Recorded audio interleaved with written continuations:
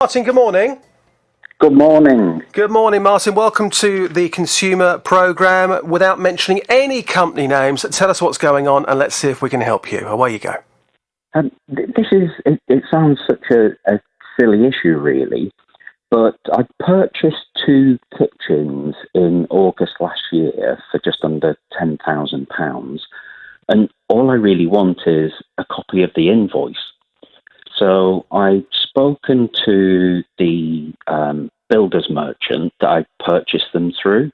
Okay. And they refusing to give me any proof of purchase. What they saying is, oh, you need to speak to our account holder, who's the builder. The builder, I was asking for many months, and he was always making excuses why he can't send, or he was going to send, but never did. And I'm just stuck, really. It just feels ridiculous. Okay. I just need some help, really, to obtain an invoice or a proof of purchase. So the two kitchens, you say, cost £10,000. That's correct, yeah?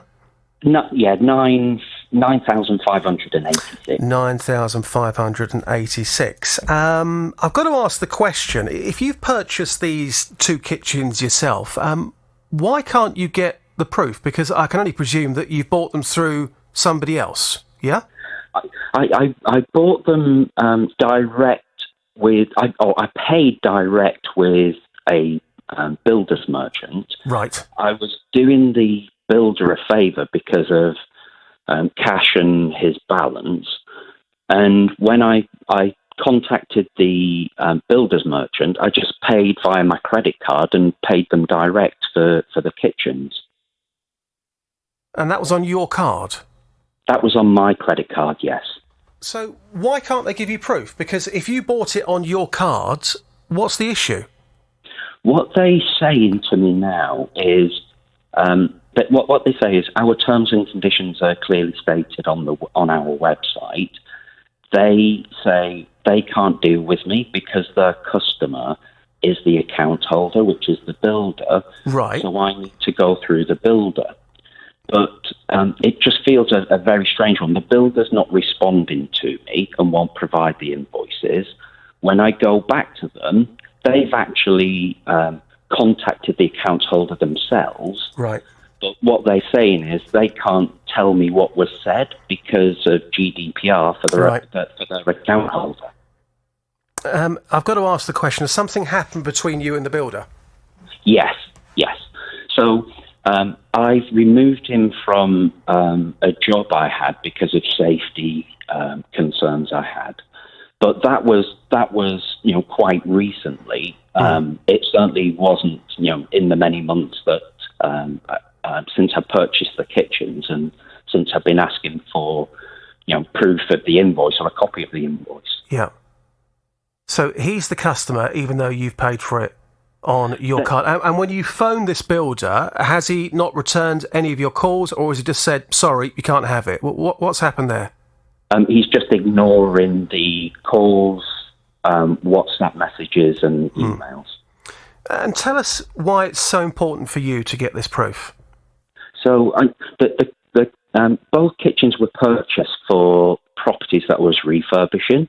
And what I want to do is the people who now own those properties, I want to make sure that they have a guarantee going forward for the kitchens that were part of the refurbishment and what they purchased as part of the property. And these two properties that you've got there, Martin, have you say that you've moved them on, so have you rented them or have you actually sold them?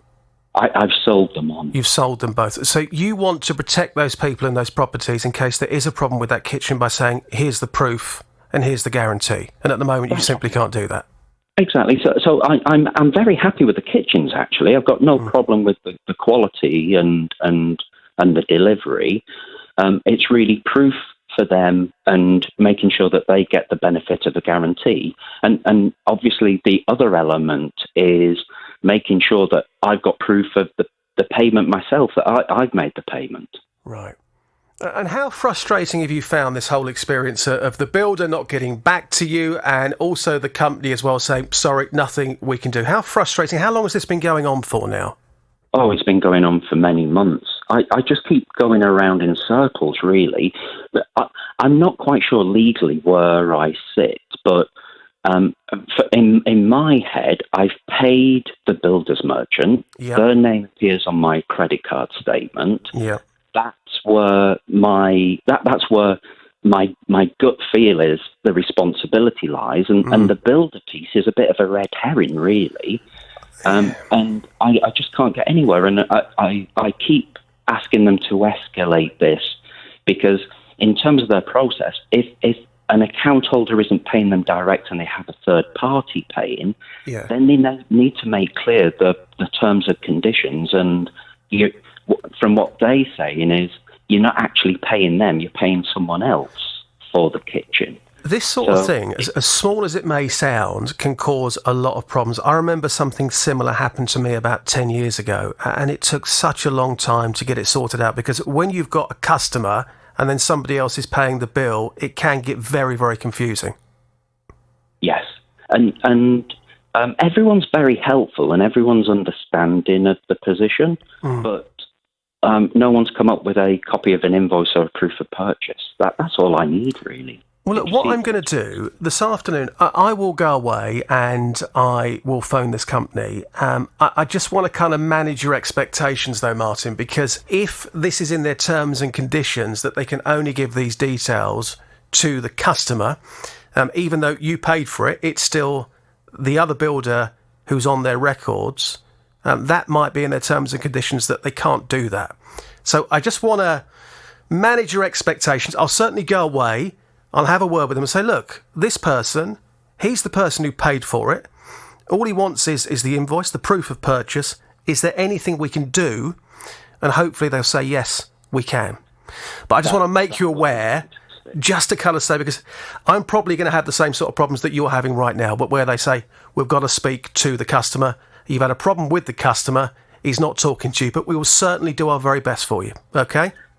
That would be great. And if they'd have made the terms and conditions clear at the purchase, I could get that, and that's on. That's my own issue. Yeah, no, absolutely. I totally hear what you're saying. Because you're asking for something that's very, very simple in the grand scheme of things, which will probably take about 5 minutes of somebody's time. It's just a case of whether we can get through their paperwork over who gets that invoice. If we can, then of course you can have what you want, which would be a good thing. Amazing. That would be fantastic. Just following up, and any help would be really appreciated. Martin, leave it with us. I will get that phone call in this afternoon and I'll speak to you very soon. Okay, thank you very much. Amazing. Now to Denise and the gas bill. Denise's mum is nearly 90 and was getting very worried about her gas bill. In 2018, she was expecting to be charged around £209. But the bill, when it came, had an additional £900 on it. Well, after going back and forth with the utility company, it was agreed that the company had made a mistake and the issue was being resolved.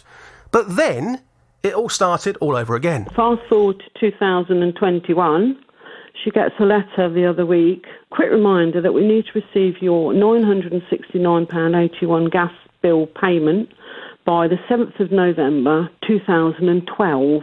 Now, we're all scratching our heads and thinking, what is this?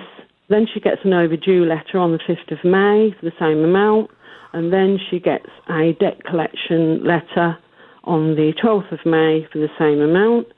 She's beside herself. She said, I'm not going to answer the door to anybody, and she's really worried. Well, Denise is back on the line right now. Good morning, Denise. Good morning. Good morning. We kind of touched upon it briefly at the end there with Jonathan last week, but this hanging over your mum, who's nearly 90, was having a really, really bad effect on her, wasn't it? Yes, totally, yeah. She was beside herself. She wouldn't answer the door. She was worried, didn't sleep very well, was sleeping in the chair because she just couldn't settle in bed, and it's just very upsetting. But we tried our very best to get any answers. And you end up on the phone all day long, don't you? Wasting days and Absolutely, days. yeah, for weeks and weeks, and just banging their head against the brick wall, basically. So that's why you came to us. You came on the show last Wednesday. I phoned the company on Wednesday, spoke to somebody that was really, really nice. I was hoping this was going to be sorted quickly. Nothing had happened by Friday. I phoned back. They said they were looking to find a resolution by close of play on Friday. Have they been in touch? If so, what's the latest? Well,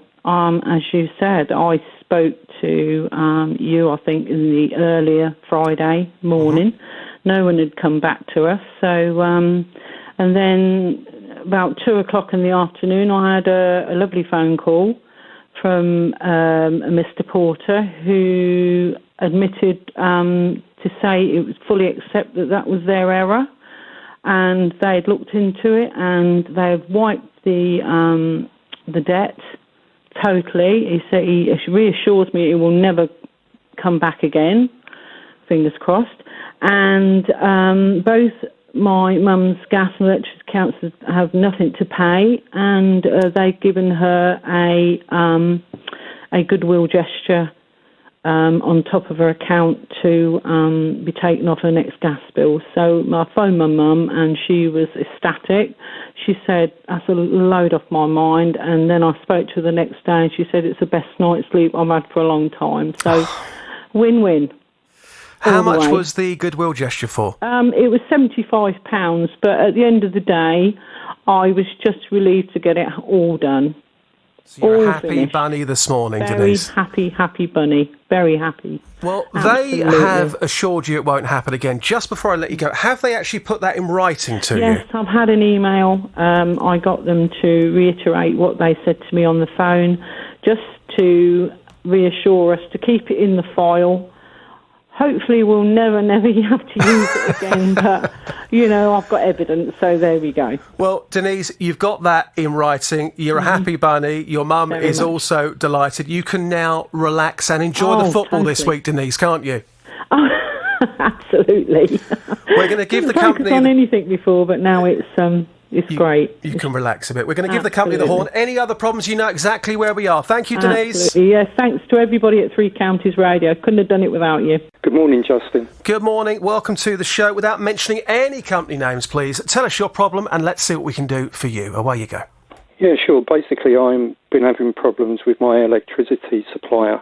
I've been with them since 1994 on the Economy 7 tariff. Okay. Over the last few years, I've noticed that the bills have been exceptionally high. So I've phoned customer services over the last 2 or 3 years, nothing resolved. But then I noticed that I've been billed just for the day rate for all my electricity used. I raised an online complaint and they started dealing with it via text message. And it turns out they owe me quite a lot of money, but they're not actually paying it back. So, how much do they owe you? Well, there's two figures. The original figure was £3,789.49. Wow. It's now showing £3,802.71. That's a lot of money we're talking about, £3,800. So have you got that in writing from them, that it's their fault and that's the money that they owe you? Yeah, I've got it on text message, emails. It's showing on my online account with them that it's in credit for that. Right. I've just been trying to get them to put it into my bank account, but they just seem reluctant to do it, and now they're not returning phone calls or emails. Mm. Okay, so how long has this been going on for? Well, I noticed the problem over a few years, but I originally called customer service back in January, and I made an online complaint on the 5th of May.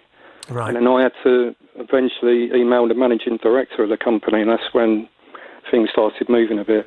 Yeah, sometimes that does work. Sometimes you get ignored. It depends how you do it. But how long have they actually admitted that they owe you £3,800 for? How far does that go back?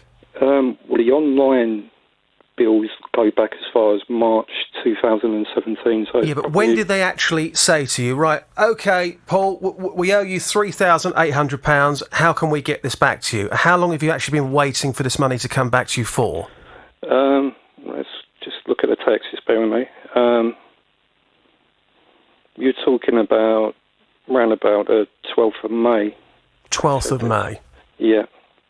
And to have that sort of money, yeah, it's obviously going to mean a lot to you and your family. For anybody, that sort of money is a vast amount of cash.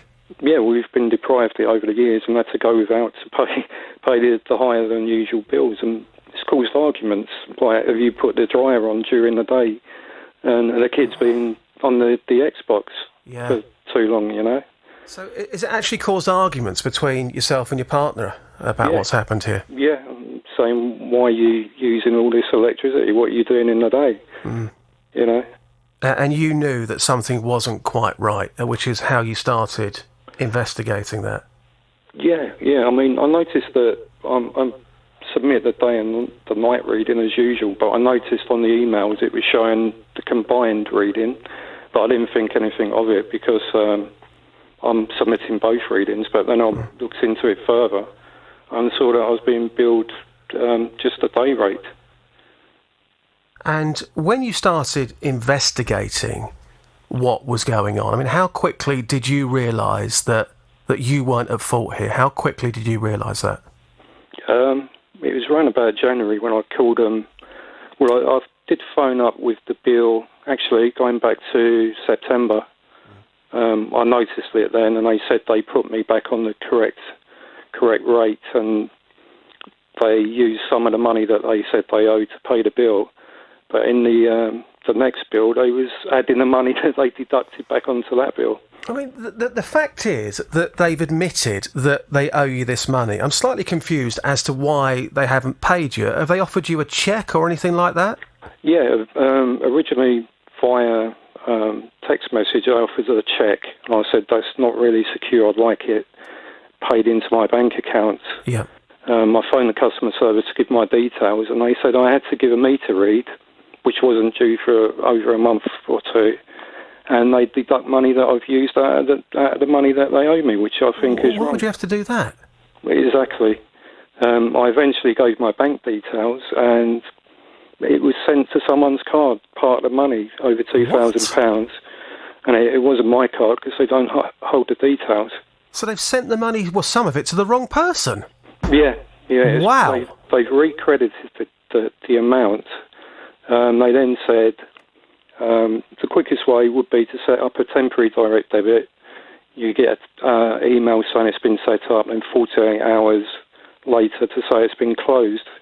Well, I've been checking like my online account for quite a few days, and then I noticed they'd set up a direct debit to take over £160 a month. Well, no. No email to say that's been set up or anything like that. Look, you are owed this money, and you should have this money as quickly as possible. It's already caused problems in your family because the bills were so high, and it's probably still causing problems in your family because you haven't received the money. Yeah, and another thing of concern is if it's happening to me, is it happening to other people?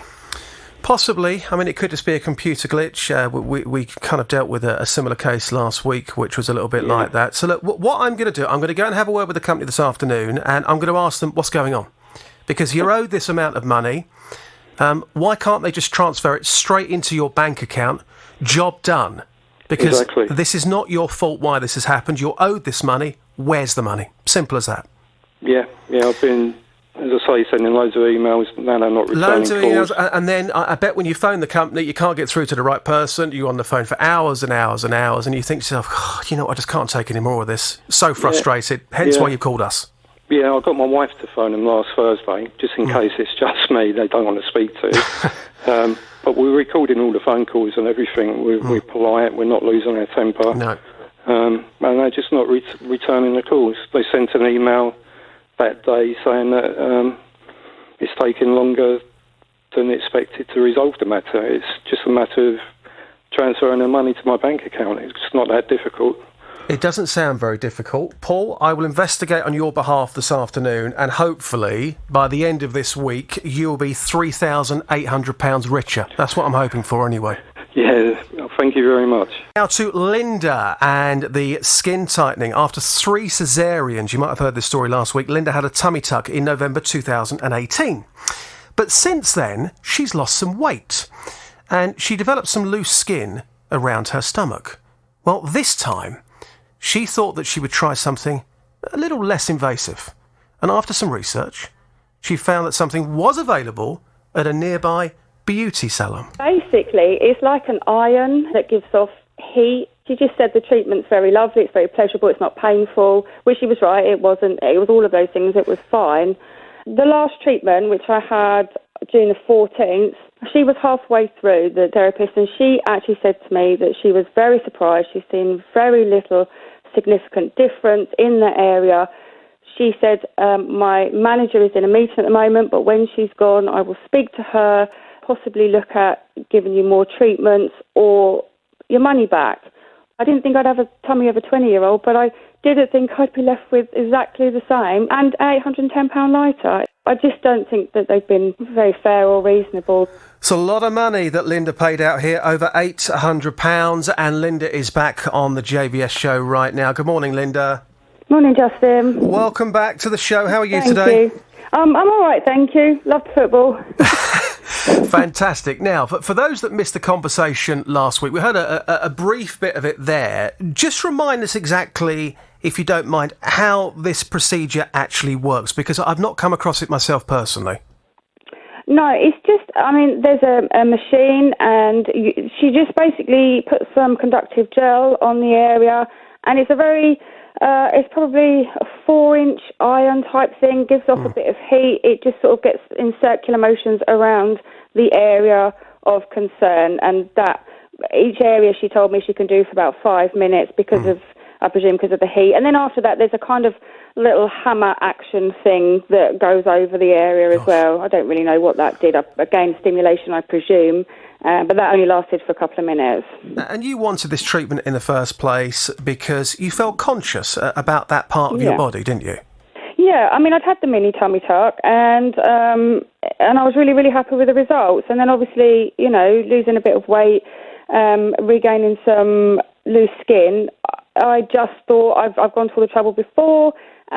This seemed like a decent procedure, non-invasive, and I was sold that it would help, so that's why I went with it, yeah. And just to be absolutely clear, the pictures that you've sent us here to the radio station and your experience and how you feel, you're saying it's made absolutely no difference to your stomach whatsoever? Absolutely, and I think Jonathan actually said he thought it looked worse, but I don't think it's certainly not any positive difference, no. OK, so we've gone away and I've had a word with the company. It's a very, very long statement here. Are you sat comfortably? Oh dear, yes I am. OK, so we went away and we asked this company numerous questions. So based on the pictures that we've seen from you, and the company haven't sent us any pictures, by the way, but we've got your pictures. So the first question we wanted to ask them was, Linda, can you honestly say that you are proud of the work that you've carried out? How they respond is this. Absolutely, we pride ourselves on the care we provide for our clients in a clean and safe environment. Our treatments are backed by science, and we only use the industry's leading suppliers. So based on the work that's happened to you, they can honestly say they're proud of that work. Are you proud of that work? What work? Okay, number 2. After the experience of poor results, will you now review taking this treatment off your list of services? They say, with regards to the 3D radiofrequency treatment, it is indeed very popular, and we have a strong track record of results. But not in your case, Linda. Not at all. They go on to say, with many of these treatments, investment in home care is paramount. And as a clinic, we cannot observe the level of commitment our clients give to the aftercare, whilst not in our environment. For this reason, a full client consultation on lifestyle choices takes place before a treatment plan is drawn up and agreed with the client, and expectations are managed accordingly. Now, before we carry on, what do they mean by this about aftercare? Did you have to do something at home as part of this, and did you do it? No, absolutely nothing. It was a case of wipe the gel off, bye-bye, thank you, see you next time. I just need to be really clear on this point. So what that essentially does is put the blame on you for not doing what you were meant to do at home. But to be absolutely clear on this, you had nothing to do at home as part of this treatment. Absolutely nothing. OK, we shall move on. How can you reassure anybody that this treatment works? Because from the pictures provided, we can see no results. This is their response to that. Our first-hand experience and client testimonials says it all. There's more. Okay. You paid a lot of money in good faith to fix a problem. And you were told, and I think it's fair to say, Linda, you were told, like you told us last week, from the staff about great previous results, yeah? Yep. So you were told about that, but the evidence provided to us shows no improvement. What's going on? Every individual is different and our bodies react differently. We, of course, cannot be held responsible for the aftercare. Going back to that again, we have, in fact, gone over, above and beyond since by contacting the supplier about the particular outcome. I mean, I don't know how that. They've not contacted me. They gave The supplier. me a 1,000,000% no aftercare, nothing. OK. Last point here. Did staff members say they were surprised at the lack of results? Yes. In the case of this client, both our therapist and client were a little surprised by the lack of progress by the fourth treatment. Our therapist agreed with the client to observe this over the remainder of the sessions, as the body's reaction to such a focused treatment varies from person to person. Given your history of invasive medical attention around this area, they're talking about the tummy tuck there, it is possible for the regeneration of collagen is taking longer, hence the results are slower. Now, again, a bit of clarification here. Yep. When you went for the initial consultation with this company, did you tell them that you'd had a tummy tuck 3 years ago? Is that in the notes? If they'd have asked me, I would have absolutely told them. Yeah. I can't honestly say whether they asked me or not. And surely, well, first of all, the tummy tuck is in an area where a C-section is, which is absolutely nowhere near the belly button area that I was concerned about. Yeah. So I can't personally see how it would make any difference. I'd like to see what maybe a cosmetic surgeon would think about that. But secondly, had they asked me, then absolutely I would have told them. OK, and there is one more point, actually. I was talking about the possibility of a refund because I'm right in saying that you had conversations with somebody on the phone about either a refund or more treatments. The manager of the salon, yes. OK, so what they say about that, I'm aware the client was aggressive when she called the branch manager and demanded her money back. Is that true? No, absolutely not. OK, they say our management team have since clarified the issue and reiterated that she's received all the treatments that she's paid for, and whilst we understand she is unhappy with the results, they are not guaranteed and she is aware. We have indeed carried out all of our treatments as per the plan agreed with her. So as we sit here right now, you won't be getting anything back. What's your reaction to that? I mean, obviously I still have the disappointment of the treatment not making any difference at all. With regards to the losing of the money, I think people go to beauty salons to make themselves look and feel better, and they've made me feel worse. If I just don't see, are they in business to make profit or to help other people? I don't understand. It just doesn't. And making out like the aftercare thing, that's a lie. There was absolutely no aftercare suggested, mentioned at all. That's untrue. I'm going to go back to the company and ask about the aftercare that they said that you were meant to be having at home. It clearly says that twice. And look, since you've been in touch with us, since the pictures that you've taken, have you noticed any improvement whatsoever since you got in touch with us? No, absolutely none. Absolutely none. Okay. So look, what I'd like to do, Linda, is go back to the company and ask them that question about the aftercare. That's the first thing. But at this stage, with your permission, and please don't feel like you have to say yes, but would you be okay for me to put the pictures up on my Twitter page and let our listeners what they think? Is that okay with you? And if it's not, please tell me. Yes, it would. Yeah, that would be fine. Because I think, and we know the company are listening to the show this morning, because when I phoned them after you were on the show last week, they were sat there waiting for my phone call. Okay. Because they'd heard you on the radio So what we can do is put those on my Twitter page. It's at Justin Dealey. I'll put them up soon. It's spelled Dealey. Okay. We'll put the before and after pictures up, and we'll simply ask people, Linda, if they paid £800 for this treatment, would they feel like they got good value for money? Yeah. And hopefully the company will see those as well, and we can take it from there. But I'm keen to go back and ask them more about the aftercare, because they didn't give you anything to take home with you, which to put on your stomach, which maybe improve things, nothing at all. Absolutely nothing. Nothing verbally, nothing physical. No, absolutely nothing. It was just see you next time.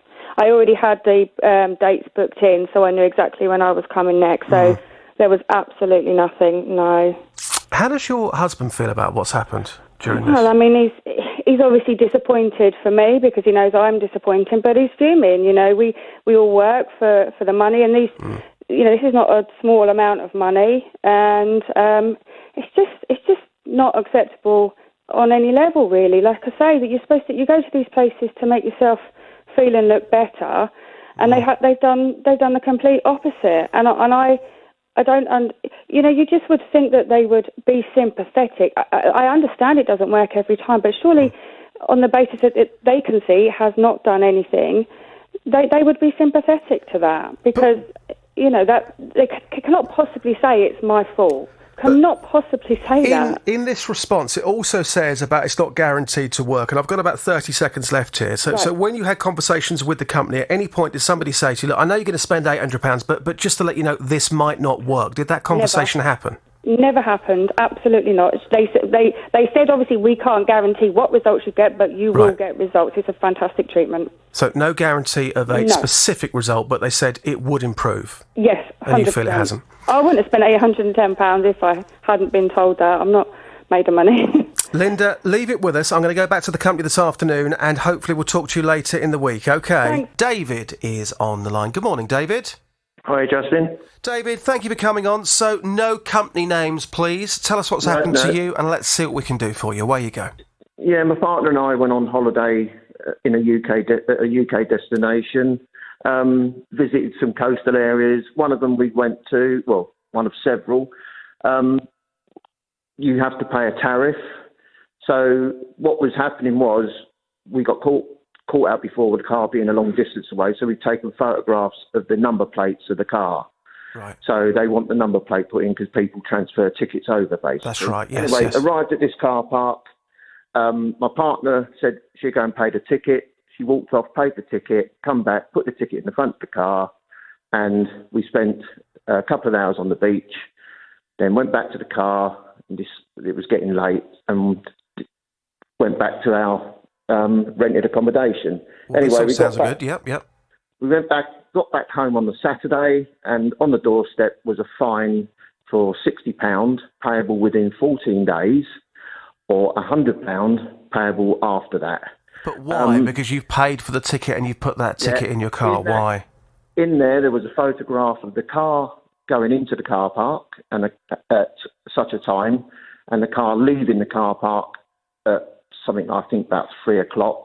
So we're well within our time limit. She happened to put in 2 wrong digits on the registration. Now, we've got proof. I'm so glad she's with Lloyds, because it's one of the only banks that does it. You've just mentioned a company name, and a company is not here to defend themselves. No.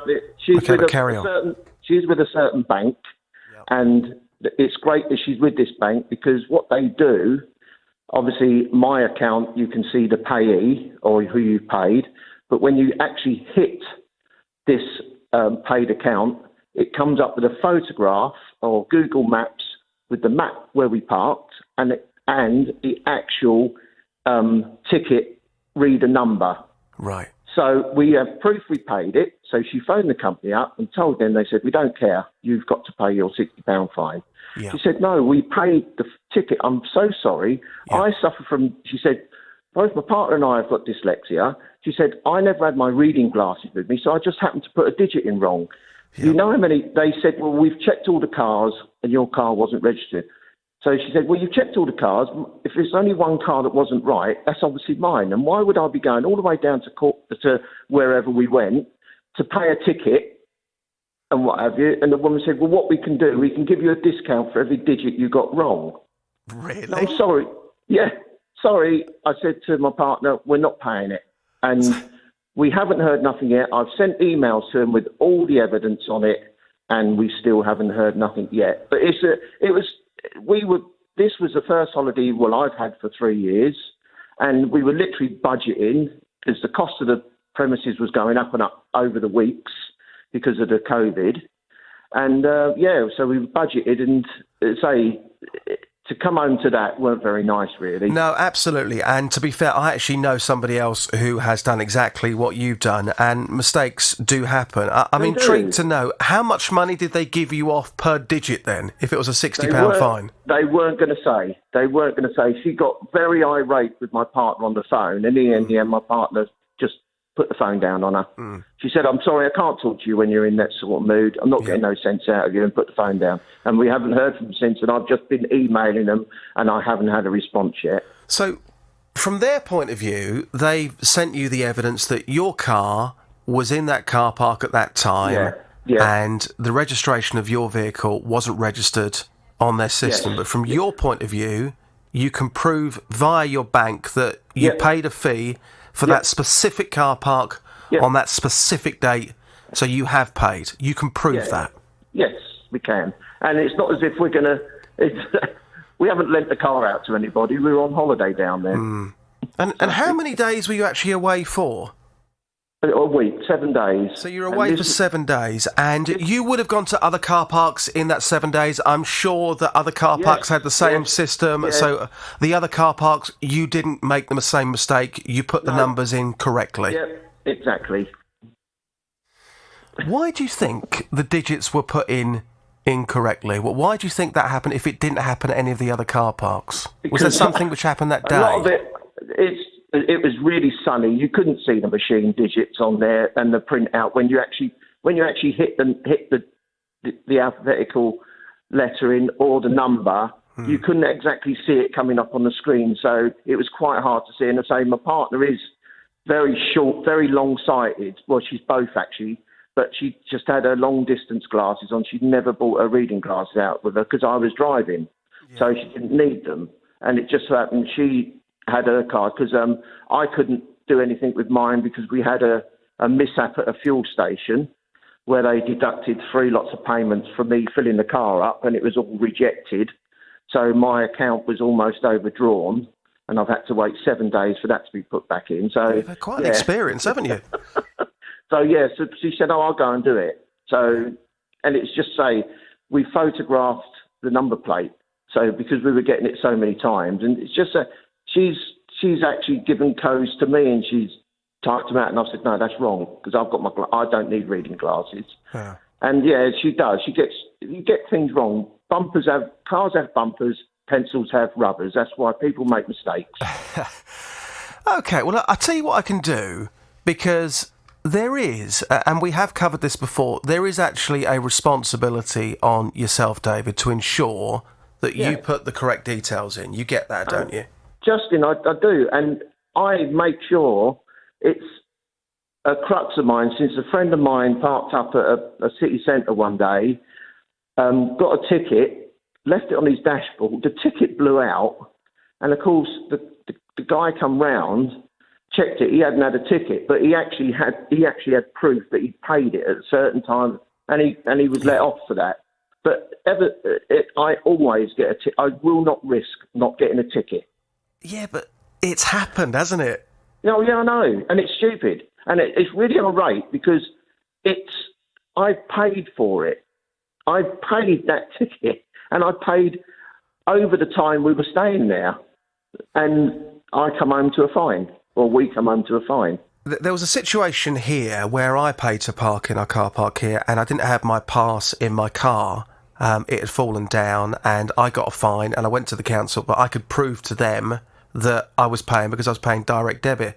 To go back to your bank, it proves, doesn't it? It definitely does prove that you paid that day, but it doesn't prove that you'd paid for that actual car, though, does it? It could have been another car, they could argue. Yeah, but why would we go? Why would we go down in two cars? Common sense doesn't sometimes work on this programme, David. Look, I'll tell you what I'm going to do. As I say, there is a responsibility on you to put in the correct details. Yep. However, you've gone to that car park. For whatever reason, it was a sunny day. The digits are very small. A mistake has happened.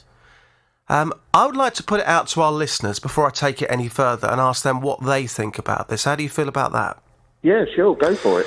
Because I can see, but it's one of those weird ones where I can see both sides of it. If I was in your shoes, I would want my money back, 100%. Well, they haven't received no money yet. I haven't paid it. So if I was in your shoes, let me rephrase that. If I was in your shoes, I wouldn't see why I should be having to pay for something like that. Yeah. However, if I was in the company's position, I would think the rules are very, very clear. You come up to the car park machine, you put your details in, you pay your money, off you go. You've made the mistake. It's not our responsibility. But that is one thing that my partner brought up with them.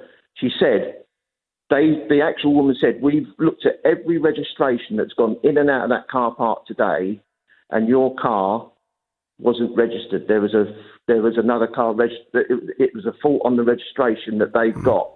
So let's say they've had 10 cars go in, 9 of them have been correct. One has not, but they've received 10 payments. Whereas there's logic in that, if you get my meaning. But she was really adamant. Sorry, no, wrong digits. You've entered the wrong. We can't go that you've entered the wrong digits. So you're going to be fined. Okay, so just to summarise, if people have just tuned in on this, you say that you've gone to the car park and you've paid. You say that you can prove that. The company say that you've put the wrong details in. I want to ask our listeners here what they would do. Would they pay the fine or would they fight it? So we'll invite some thoughts from our listeners, David, and then we'll catch up with you a bit later on. Yeah, thank you very much. I'm working at the moment, so I'm a bit stuck to listen to the broadcast. So you can listen again for the next 30 days, don't worry. But either way, we'll ask people what they think about your predicament, and we'll invite some phone calls on it, okay? As soon as I get back in the van, you'll be on the radio anyway. Top man, thank you so much. Right, that's David. So over to you. Would you pay the fine? If you were David, would you pay the fine or would you fight it? I'll tell you what I'm going to do.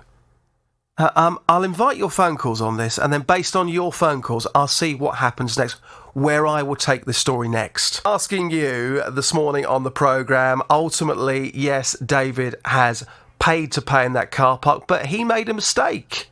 He put the wrong digits in. Should he pay the fine or should he fight it? Steve is in Stevenage. Hi, Steve. Hello, Justin. Hi. Hi, what would you do, Steve? Easily, I'd fight it because there is a company called Poplar, Popla, which stands for Parking on Private Land Appeals.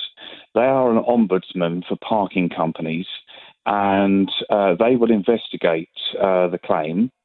And I think David's got a very good case because, we all make mistakes and we all have one of those funny days where we get the letters the wrong way round or the numbers the wrong way round. And I'm sure they would take a pragmatic view of this. And if they find against the parking company, they will charge the parking company the cost of the investigation. There's no cost for David. David just makes his appeal. Even if he loses, there's no cost to David. The thing is, though, Steve, it's all about common sense. When you break this story down, it's about common sense. But isn't there a responsibility on the person putting those details in that they've got to get things correct? There is a responsibility, but we're all human. I mean, you show me a perfect human and I'll show you God. I mean, at the end of the day, we're fallible and we will make mistakes, sort of thing.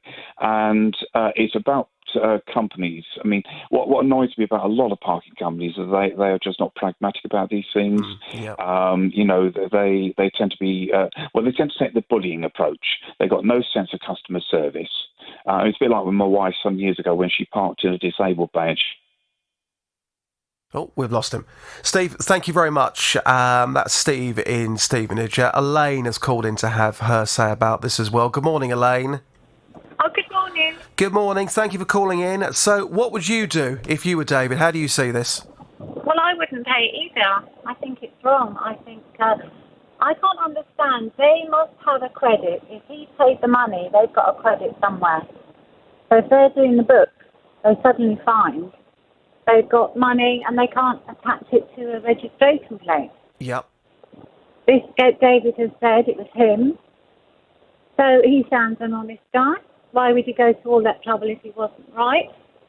So, they should. They're always taking advantage of the public, these private parking companies. We're fed up with them, aren't we?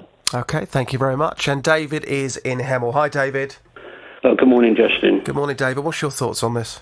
I wouldn't pay it either. Similar thing happened to me last year. I punched in just one wrong digit, but it wasn't a pay and display car park. It was one of those that you just go off. You can get a receipt at the machine and put it in your wallet and go off. Yeah. You don't have to display. When I came back, I had a ticket on it because I punched in a wrong digit. But luckily, I had my son with me, and he'd seen the thing on the back of the ticket to appeal if you don't agree with this ticket for whatever reason. And luckily for me, he did all the procedure there and then in the car park, and they let me off straight away. See, they were good with you, willing to listen to you. David has said to us... Don't get me wrong, if they were adamant about it, and I would have stood up and said, OK, hands up, it was my mistake. But I was so furious that I got a ticket, but they let me off, so I was so happy. I mean, David has been saying to us today that the company haven't been as, how can we put this, nice with him on the phone during his conversations. I think you clearly got through to somebody who was willing to listen to your story. More understanding, I think, yes. And first parking offence as well. I mean, as well, they considered that as well. Yeah. I don't know how they knew that. Well, I hadn't had any previous parking offences, but they seem to know things. I don't know what. But that's my opinion. Fight it, by all means. You're only human. I did, and I was lucky. OK, David, thank you so much. That's David in Hemel. Back to consumer. David, you still there, sir? Yeah, I am. Lovely. Right, so those are some of the calls. I've got some texts here for you as well. Graham says, you haven't paid for the car that you parked. You need to be careful when entering numbers. Pay the 60 quid, says Graham. Steve says, it's a simple mistake. They have proof of parking and payment, and they've gained nothing from putting the wrong number plate in. Just resend all the proof of payment and the explanation via sign for delivery, and wait for them to take you to court. No judge will award the parking company in this situation. Jennifer says, you made the mistake, David. Pay the fine. Move on. Life is too short. And one more here from Mark in Bedford. He says, if they have ANPR cameras, they are fully aware of the time spent in the car park. If the amount paid covers the duration, they would lose in court. The trick is to get pictures of the time entering and leaving. If you have that, you will win the case. What's your thoughts on those texts and those calls, David? Well, mixed really. I haven't got 60 quid to waste on something that wasn't my... OK, it was our fault, but it was a genuine mistake. And 60 quid a feed us for the week or more. So, we're not all on big wages and what have you. I'm on a low income. But, it was our first holiday for a long time. I mean, a long time. And it was a holiday for me to literally get rid of a lot of... if I'm not on holiday, I'm working. So it was an excuse for me just to relax, basically. And that's why we went, because I needed it. We both needed it. And, it's mixed views on their reactions, Well, it's not nice that your lovely few days away in Great Britain, your staycation has ended like this. David, what I'm going to do, and I'm going to make you no promises on this one, but what I'm going to do, I'm going to phone you after the show. I'm going to go to the company and I'm going to say, look, this is the situation. David, yes, he may have entered a couple of wrong digits. However, via his bank, we can back this up. He did pay to use that car park. Mistakes happen. And it was a sunny day in Great Britain. That doesn't happen very often. You were struggling to see. I'm going to appeal to their good nature, if you like, and ask them whether they would be prepared to stop the fine on your behalf. And as that other caller did say, we have got proof of arrival and leaving, and we were well within our payment limit. It's about common sense. It's about me saying to them, here's the evidence. Are you willing to do something about this? And what I will say to them is put yourself in David's shoes. How would you feel? You've gone to the car park, you've paid in good faith. Yes, you've made a mistake, but as human beings, David, I mean, I've made about 15 mistakes already today. It's what we do. It's what we do. So I'll go to them and ask them, would they be willing to scrap this fine? We'll ask them that question and we'll see what they say. Does that sound good to you? Yeah, thanks a lot, Justin. It's a pleasure. David, have a great weekend and thank you for getting in touch. All the best. Now to James and the broadband. James was moving house and he wanted to take his broadband provider with him, but there was a slight issue. My girlfriend decided to ring them and inform them we are moving with a new address and can we just change the address and carry on with this contract. Unfortunately, they don't supply Marsden. So at that point, she was on a web chat for 5 hours trying to get this information to them. And after 5 hours, she was told they don't supply and the account's shut. And the only way you can contact them now is a number that's 16p a minute. It's not good news. So they then sent us a bill for £240. That's my problem. There's nothing wrong with the service. The service is fantastic, but the £240 I think is a bit harsh. I might be wrong. I don't know. James didn't think it was fair being asked to spend £240 to cancel the broadband when he actually wanted to carry on the broadband, but they sadly don't offer that in the area that he moved to. James is back on the JVS show right now. Morning, James. Good morning. Welcome back to the programme, James. We went off and had a word with the company yesterday afternoon, and they got back to me pretty quickly. The initial conversation went along the lines of, well, I think it's in our terms and conditions, £240 if something like this happens. Well, for me, James, that wasn't good enough because, as you previously stated on the show before, you were happy with the service, weren't you? Very happy. Certainly was. Yep, very good. You wanted to carry that service on, and for whatever reason, they couldn't provide that service where you were moving to, so they were going to charge you £240. What's the latest for us, James? Yeah, I'm pleased to say that I had a phone call from the customer services yesterday afternoon, and very nice man, and he's credited the account with £240 and a penny. So thank you very much. A brilliant result and a very quick result. Thank you. So are you saying that money has actually gone into the account already? You've already got it. You can see it. Well, we've had an email saying they've confirmed that. So they, I believe they hadn't actually taken it, but it was due to come out. So he's just credited the account with £240. So there'll be nothing to pay, and they'll put the penny back in as well. So fantastic. It's one of those things, isn't it? It's always about finding the right person who can deal with it a lot quicker. Because when you're on the phone trying to get through, let's be honest, James, you feel like pulling your hair out sometimes, don't you? Well, we give up, don't we? Be honest, for 5 hours at a time, but you can't do it, can you? So they perhaps they work on that principle is the fact that you can't get through, and people give up. So, but thank you very much. It's a brilliant result, and I'm very happy.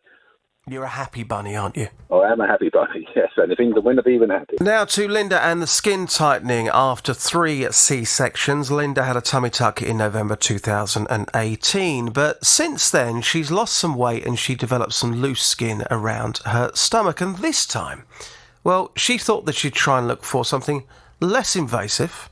And after some treatment, after some research, she found that something was available at a nearby beauty salon. Basically, it's like an iron that gives off heat. She just said the treatment's very lovely, it's very pleasurable, it's not painful, which she was right, it wasn't. It was all of those things, it was fine.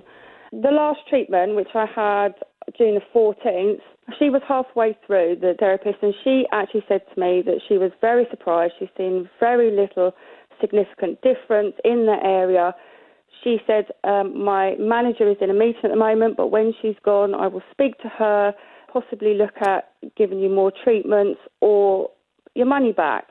I didn't think I'd have a tummy of a 20-year-old, but I didn't think I'd be left with exactly the same and £810 lighter. I just don't think that they've been very fair or reasonable. So over £800 for this, and we have seen the before and after pictures, and I have put those on my Twitter page at Justin Dealey, spelled D-E-A-L-E-Y. The pictures that we saw, we were looking at these and we were thinking, hang on a minute, over £800 here, and there's absolutely no improvement whatsoever. We did go back to the company and they weren't really willing to do anything. Well, on Wednesday, we got Caroline Larissi from the National Hair and Beauty Federation onto the show. They're based in Bedford and they've got lots of useful advice in circumstances like these. And this is what Caroline had to say. You go into a salon or a clinic and you've had a service and you're not happy with the service. We always say to people, say to them there and then that you're not happy, and it's obviously that Linda's been in for treatments, and that was the case, and that's why she brought it up at the time, which is what you would expect to do as part of that, and clearly explain. And what we would expect as a business is they would put some offer forward to say, okay, you've not been happy with this treatment, perhaps we can offer you a different type of treatment that might do that sort of results. Or, as we said before, offer a full or partial refund. That's what you would expect as part of your legal rights. Sadly, they haven't done any of those things. So moving forward, how can Linda go forward with this? And, of course, if anybody else is thinking about having a similar treatment, how can we ensure those people are protected as well? So what I would always say that before you're actually thinking about looking at doing a treatment and taking one on board, look into the salon as part of that. What you should get from a salon is a really good consultation that actually tells you what the expectations are going to be. They will say, exactly what's involved in the treatment, what could happen, any contractions, anything like that. But it's clearly explained throughout, and they don't just literally book you in, you have your treatment and, off you go as part of that. And then for the aftercare, you would expect that the therapist would take as much time explaining the aftercares of treatment as what they would do as part of the consultation for the treatment, because skin rejuvenation techniques is all about looking after your skin and your body and making sure that you have the right mechanisms to facilitate that. You can't do it in one fell stop. It's a process. But this procedure, you're saying, does have quite high success rates. So it would appear that Linda is sadly one of the unlucky ones. This treatment has success rates, and it depends on the skin type and the individual clients, and that's what you have to take into account when you've got having a beauty service. We're all individuals, and skin reacts differently depending on the individual. Now that should have been explained to Linda in the consultation process. And generally, when you have radio frequency treatments, you usually have a course of treatments for any skin rejuvenation. That's what you tend to do as part of that. And that should have been clearly explained. Well, there has been a lot of reaction to this story on the show, and Linda is back on the JVS show right now. Good morning, Linda. Morning, Justin. Good morning. So, the pictures online, we put those up the other day, and you would have seen yourself, Linda, on social media that the vast majority of people would not have been happy if they had paid £800 for what you got. No, I'm not surprised, no. So you saw those, and we also spoke there to the National Hair and Beauty Federation, and we went back to the company and we said, look, I would advise that you go back and listen to the show to listen to what they've had to say about this story, because they blamed you. They blamed you for the aftercare. And the aftercare wasn't you putting gel on your stomach, it was a healthy lifestyle. And that was your fault, Linda, which is outrageous. Outrageous is the best word I can use to describe that. Never heard anything. I've had more aftercare if I have my toenails painted. That was ridiculous. Ridiculous. So we went back to the company and we said, look, can you listen to this? And they said, we want to draw a line under this now. And we said, look, it's not down to you to decide that. It's not. Go back and listen and then come back to us. Are you willing to offer Linda any money back? And I also asked the MD of the company to call me as well. I didn't receive a phone call back. However, there has been a dramatic development. What's the latest, Linda? There has. So obviously after the conversation Wednesday, I was a little annoyed at the Lead a Healthy Lifestyle aftercare, and I just thought I just can't leave this. I'm at a point now where I think it's been really unacceptable. They've not been sympathetic at all to me, financially or emotionally. So I took Caroline, your expert's advice. I rang the Citizen Advice. Lovely lady, very helpful, explained the whole situation to her. She suggested initially that I write the company a letter, which I said I think it's a little pointless. We'd had an awful lot of correspondence. They weren't budging. She asked me at that point if I'd spoken to my bank, and I said no, I paid by debit card. I didn't think I had any protection. She said the banks now offer what's called a chargeback. They do, yes. Yeah, well, I'd not heard of it, but I thought, okay, she did send me some forms via email if I wanted to take it to court, but I thought in the meantime I'll just ring my bank, see what they've got to say. Anyway, I got through to them, gave them all the information. They were so receptive. They were so... actually, they were very sympathetic as well. He took all the details I told him about, all the evidence that you'd gathered and that I'd gathered, just explained everything to them. And that he just said at that point, okay, we've raised a case, give us 14 days, we'll get back to you. Fine, left it there. Well, the next day, I got a notification of a £50 deposit into my bank account and a £760 deposit into my bank account, the full amount, which I was extremely surprised about. But it had the reference number from this raised claim. That's the whole amount. So you've got every single penny back that you've spent? Through my bank. They obviously accepted everything, all the evidence that we'd all gathered. They worked in my favour. Fantastic, the whole lot. A chargeback is the last resort. You've proved the evidence from your point of view. The company could they could come back at some point and try and dispute this, but they're going to have to provide compelling evidence that they've carried out the job. And from what we've seen, Linda, there is no evidence of that whatsoever in terms of it working. I mean, it took my bank 24 hours. So, and like you say, the evidence is all there. I told them I had all the recordings, all the emails, everything, the photos.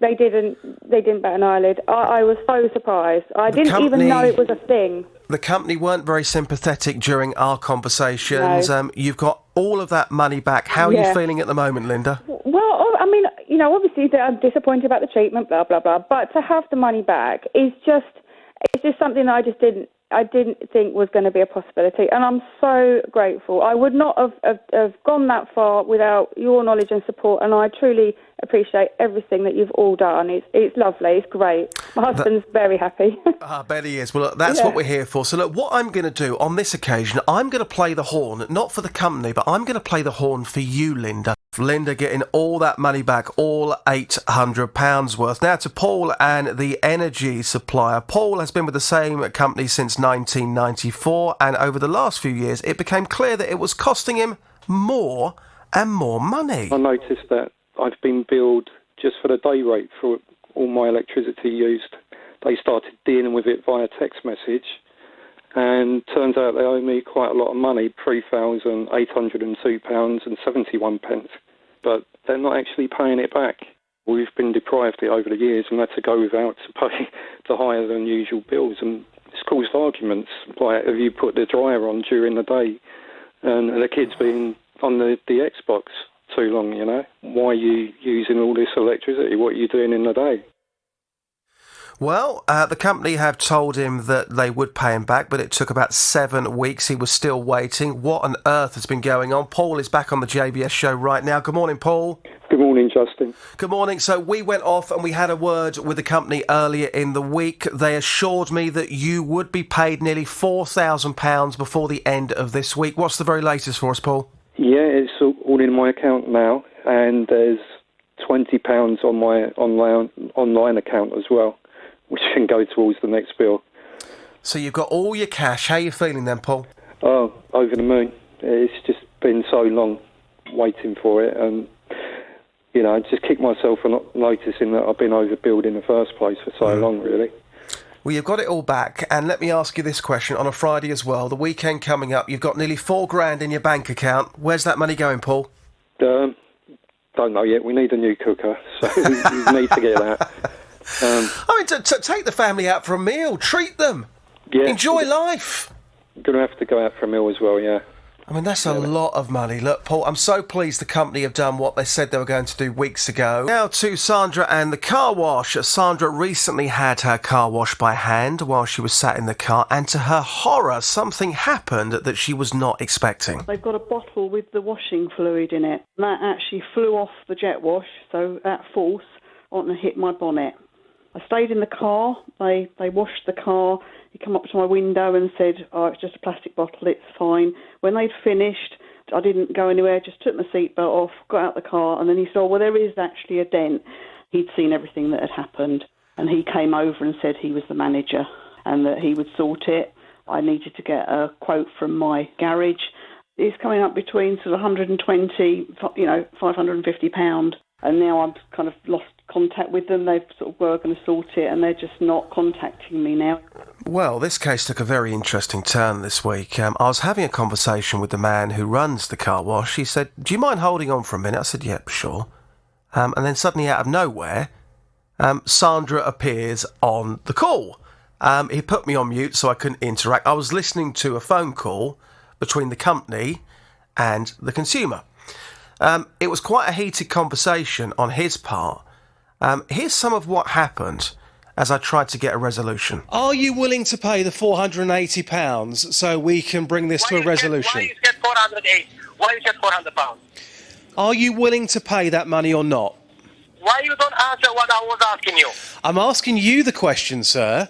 Sandra has provided you with an independent quote for that work to be carried out. Your company has caused this damage. You've admitted that on text and on this conversation. Are you going to pay that money or not? Why you don't answer to me, to answer to you? You answer my question. Are you going to pay that money, yes or no? I was asking you first. How much is the invoice for, Sandra? It's 480. £480. OK. So you have asked her to go off to get an independent quote, which she has done, for the damage which you've caused, and it was accidental. We know you didn't do it on purpose. These things happen. All we're asking for you to do is pay that bill so Sandra can get her car fixed that you damaged. Okay. If you want to go to different garage, which one it costs 480, I don't quote which one is £300. So if you go to your place to fix your garage, I'm gonna pay £300, 350, and what is the next amount until 480? You're gonna pay that. Well, it was all very bizarre. So the gist of it was that the company have admitted, yep, it was our fault and we're going to put it right. If you go to my friend's garage and have this done, it's going to cost £350, so it won't cost Sandra a penny. What they were saying was they would pay for that. If you want to go elsewhere, and the quote that Sandra got was for £480, you go elsewhere, we'll give you £350 towards it, and you pay the rest to round it up to £480. Sandra is back on the JVS show. Hi, Sandra. Good afternoon, Justin. Good afternoon. So we had a lot of phone calls on this yesterday. We were asking people, what would you do if you were Sandra? And the vast majority of people said, look, stick to your guns here, 480 quid, go to the independent garage that you've been to. Now, off the back of the show yesterday, as promised, I did phone the company again and I said, look, we've done an update on the show today. We've played the conversation between yourself and Sandra. Are you willing to do the right thing and pay the full £480 at the independent garage so Sandra can get the car fixed? He said to me, OK, I'll do it, no problem. So off the back of that conversation, I then told you to liaise back with him again. What's the very latest for us, Sandra? Please tell us you've got some good news. Yeah, we're nearly there.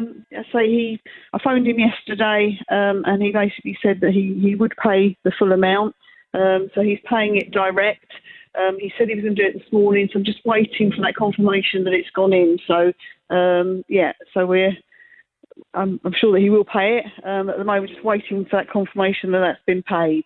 But he has said that he will pay it. How do you feel now?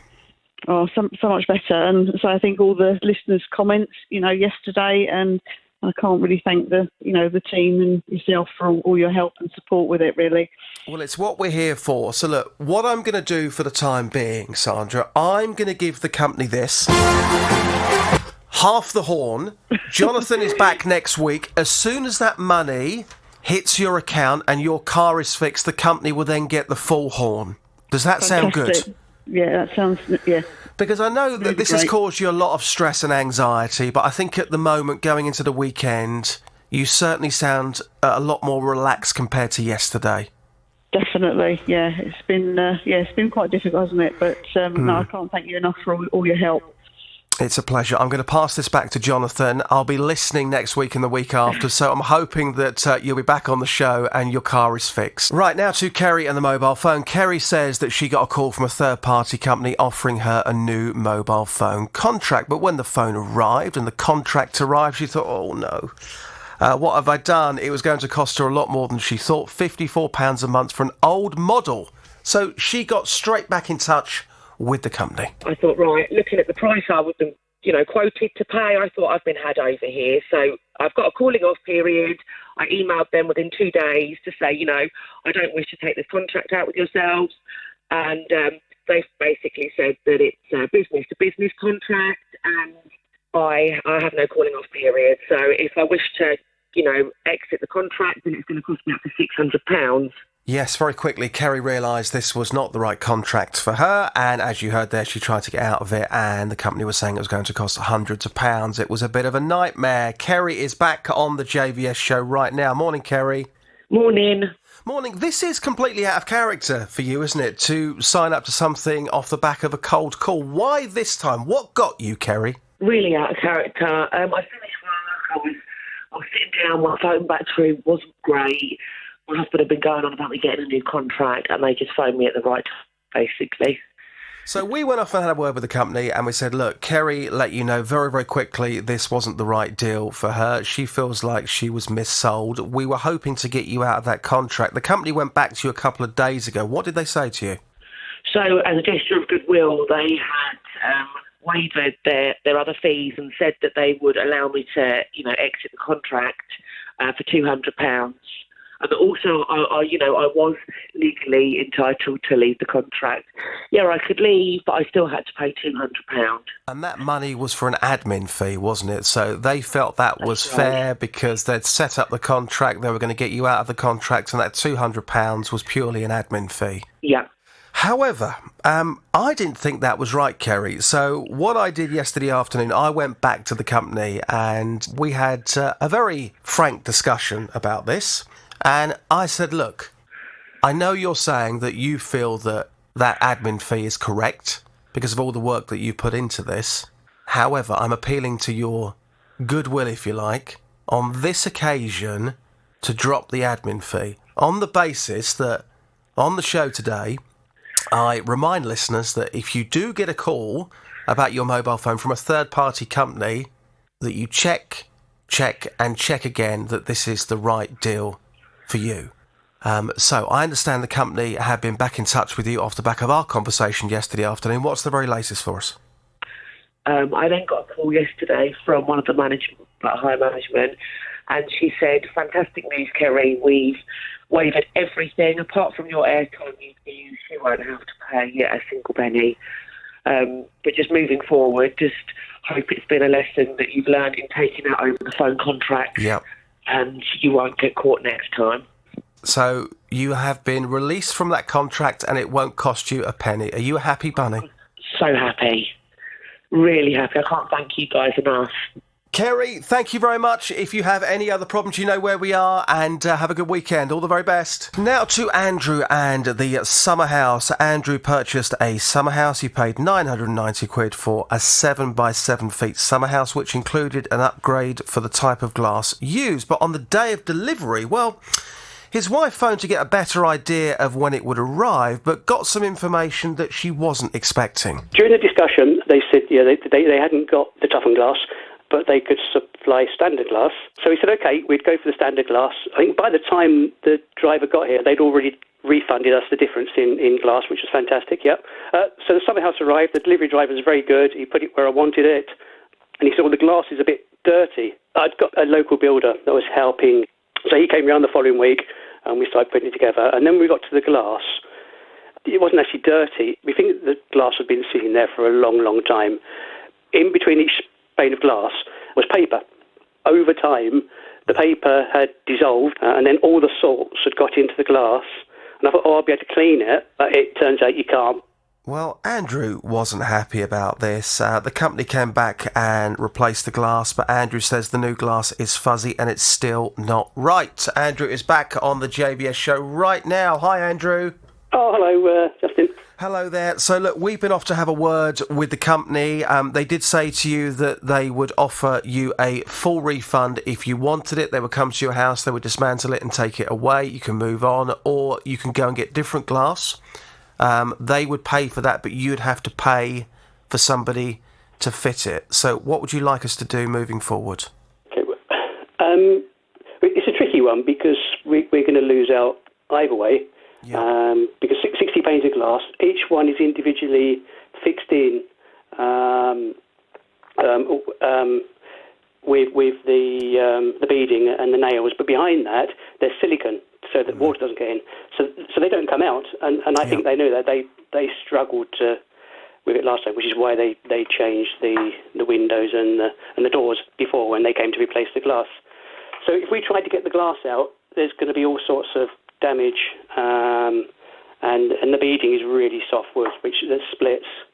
So I think we're left with the option of them taking it away and refunding us.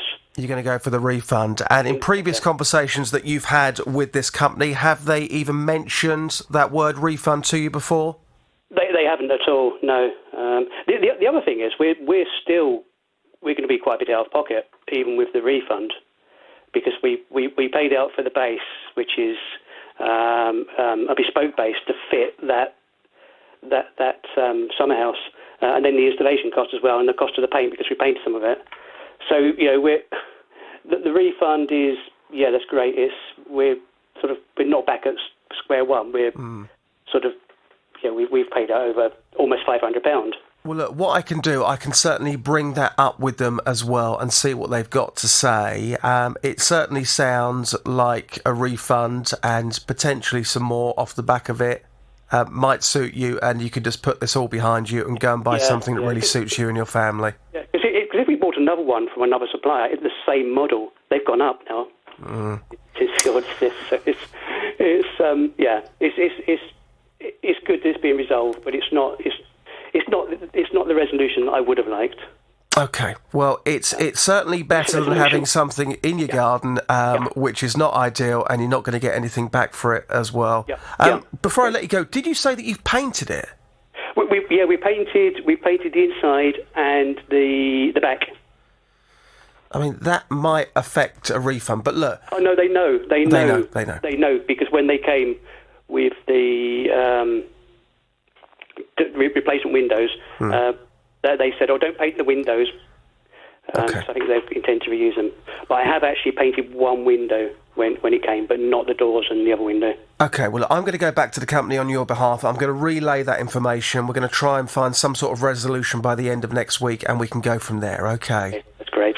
Great stuff. Andrew, thank you very much, and we'll speak to you soon. All the best. Thank you, Justin. Thank you. Bye for now. That's Andrew. Hopefully he can get that refund and maybe some more, and he can put that all behind him. Now, Sandra recently had her car washed by hand. She was sat in the car at the time, and to her horror, something happened that she was not expecting. They've got a bottle with the washing fluid in it. That actually flew off the jet wash, so at force, and hit my bonnet. I stayed in the car. They washed the car. He came up to my window and said, it's just a plastic bottle, it's fine. When they'd finished, I didn't go anywhere, just took my seatbelt off, got out the car, and then he said, well, there is actually a dent. He'd seen everything that had happened, and he came over and said he was the manager and that he would sort it. I needed to get a quote from my garage. It's coming up between sort of 120, £550, and now I've kind of lost contact with them. They've sort of were going to sort it, and they're just not contacting me now. Well, Sandra is back on the JVS show right now. Good morning, Sandra. Morning, Justin. Good morning. So yesterday we named the company on air. This is the Rera Hand Car Wash in Radlett in Hertfordshire, and it's in the big car park there on the High Street, isn't it? So it's the car park behind Budgeons. That's correct, isn't it? Yeah, it's just between the car park and Budgeons, that's right, yeah. Yep, and again, nothing to do with Budgeons, and we named the company on air yesterday because we felt that they weren't returning our calls as quickly as we had hoped. So we made an appeal on air yesterday for somebody to contact us. Now, after the show yesterday, I made a phone call to the company, and we got through, and what I was saying on the phone was, look, we've got a slight issue here, because you've gone to this car wash and your car has been damaged through no fault of your own. And they've said to you, look, we've caused this, it's accidental, these things happen, we're going to put it right. That was the conversation that you had there and then, wasn't it? Yes. But things weren't moving quick enough, which is why you came to this show. Now, Sandra, I've worked at the BBC for over 20 years, and never ever have I known a situation like this before. So what happened was, I was on the phone to the person from the company who was saying, look, we have tried to sort this out. I said, well, why Sandra got in touch with us then, saying that things aren't moving quick enough? Now, he then said to me, can you hang on there for a second? And I was just expecting him to come back and then carry on the conversation. But then, out of nowhere, you then appeared on the phone. And I could hear you. So what he'd done, and I'm not very technical at all, Sandra. I don't know how anybody would do this. I'm sure it's very, very simple, but I don't know how to do it personally. It had your number in his phone from the previous conversations that you'd had with him. So out of nowhere, you two are having a conversation. He's put me on mute so I can't interact with that conversation, and you had absolutely no idea that I was listening in, did you? No, I didn't have any idea, no. Now, the conversation went on for about 20 minutes or so. Now, we couldn't record that part of the conversation because the person that you were speaking to, the person from the hand car wash, couldn't hear me because he'd put me on mute for whatever reason. It was a conversation between you and him about trying to find a resolution. But then about 20 minutes into the call, he then brought me in, and much to your shock, I was there. So at that point, I then said to the manager of the car wash that I was recording this conversation and that we may well be using it on the show today. So what I'm going to do, I'm now going to play a chunk of that conversation, and we will come back to you in a few minutes' time, okay? Okay. And then we'll take it from there. So this is Sandra, who has been to a hand car wash, and for whatever reason, while she was sat in the car, something came off and it's damaged her car. The company have said to her that they're going to fix the problem for her. There's been a slight dispute about where she needs to go to get that done. So this is the conversation that I recorded yesterday between the company and Sandra, and then we'll take your thoughts off the back of it. Apologies for the sound quality, but you'll appreciate this was recorded off a speakerphone. This is what happened. We're just looking to get a resolution as quickly as we possibly can for this. When she's busy, I am busy. We're going to decide one day when she's off, when I'm off, and bring her car to the garage. We haven't even got to that stage. We hadn't got to that stage. When it all happened, you were so helpful, and you said that you would sort it for me. I went to your garage, and it all seemed to go the other way when but you said to me on the phone, you said you cannot miss her because you are at work. No, I didn't say that. He was going to come and pick my car up on a recovery truck. I don't just have my car picked up by someone I don't know. You just don't do that. At the end of the day, you have asked Sandra to go off and get a quote elsewhere. That's what she's done. It's yourselves that have caused this problem. She's got the quote. All Sandra wants from you is to confirm that you're happy to pay the bill for the damage. That's all there is to this story. Nothing more than that. So the other thing is, I got the proper garage, which one I fix my car always in there. Why she refused to come in there? You just don't go anywhere. I need somewhere that's, Your company have caused the damage to Sandra's car. Sandra wants to get the car fixed as quickly as possible. We're just trying to get this sorted out so we can all move forward. That's all. And I know you're angry about it. Sandra, can I get your email address again to send you the email? Yeah, I'd texted it to you. I'll text it over. So moving forward, you're now going to email Sandra the website and the company details of where you feel she should be taking her car to. Is that correct? I'm not happy taking the car to somewhere that there's not reviews on, or it's not a known place, because my concern is that then I take the car somewhere where the work's not going to be done properly, and I'm in a worse position than I am at the moment with the damage that I've got on the bonnet. Why can't Sandra go and get this done elsewhere at a local independent trader like you've asked her to do? That's what she's going to feel comfortable with. He's a trader. He's a local trader. That company is a local trader. Can you understand why Sandra doesn't want to go to that trader? She has gone to a completely independent local trader who can fix her car for her. You caused the damage to her property. She's gone off. She's got a quote as requested. We just want you to confirm that you're happy to pay that invoice. That's all. £480. You've got the quote there, haven't you? The man you sent me to, he told me that he'd quoted you 350. A minimum of 350. It's further for me to go. Yeah, I'm going to call the second garage, which one you've been before there, for 350. Go in there and fix your car. Is okay now? You said that you were going to honour this agreement, and you haven't, have you? I've tried, But it's too much, Sandra. You saw it. It's quite small to pay for that for £500. But as I said to you, the man with the dent repair, he said it's because of the position on the bonnet, where the line is, it's made a further indent. It's because of what's underneath the bonnet, and it's scratched the bonnet, and it's got a line as well as the dent. And this is why the repair is a little bit more than I think that you were expecting. And it's more than I was, expecting. And I've gone fairly to go and get another independent garage as well. I've gone to three places for you now to get quotes. I'm not happy. You see mine? Now you can listen. You're recording that. She's not happy. Yeah, I am recording this, and at the end of the day, this is a problem that your company has caused, and for whatever reason, Sandra is not comfortable going to that location. You've asked her to go off and get a quote from a local company, which she has done. Okay, she has done everything that you have asked her to do. That quote is over £400. All we're asking for you to do is to get together and for you to pay that bill. We're talking about 480, and we find with 300 and something. From where you get that? Because it's a friend of yours.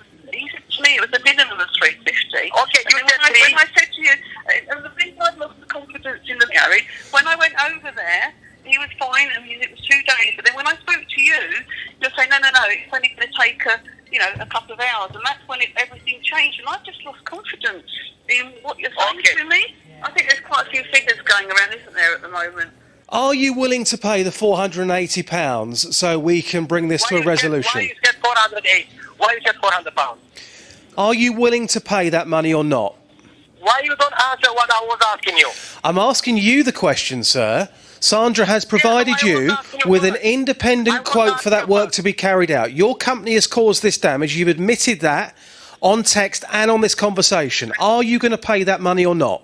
Why you don't answer to me, to answer to you? You answer my question. Are you going to pay that money, yes or no? I was asking you first. How much is the invoice for, Sandra?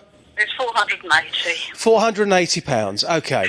So you have asked her to go off to get an independent quote, which she has done, for the damage which you've caused, and it was accidental. We know you didn't do it on purpose.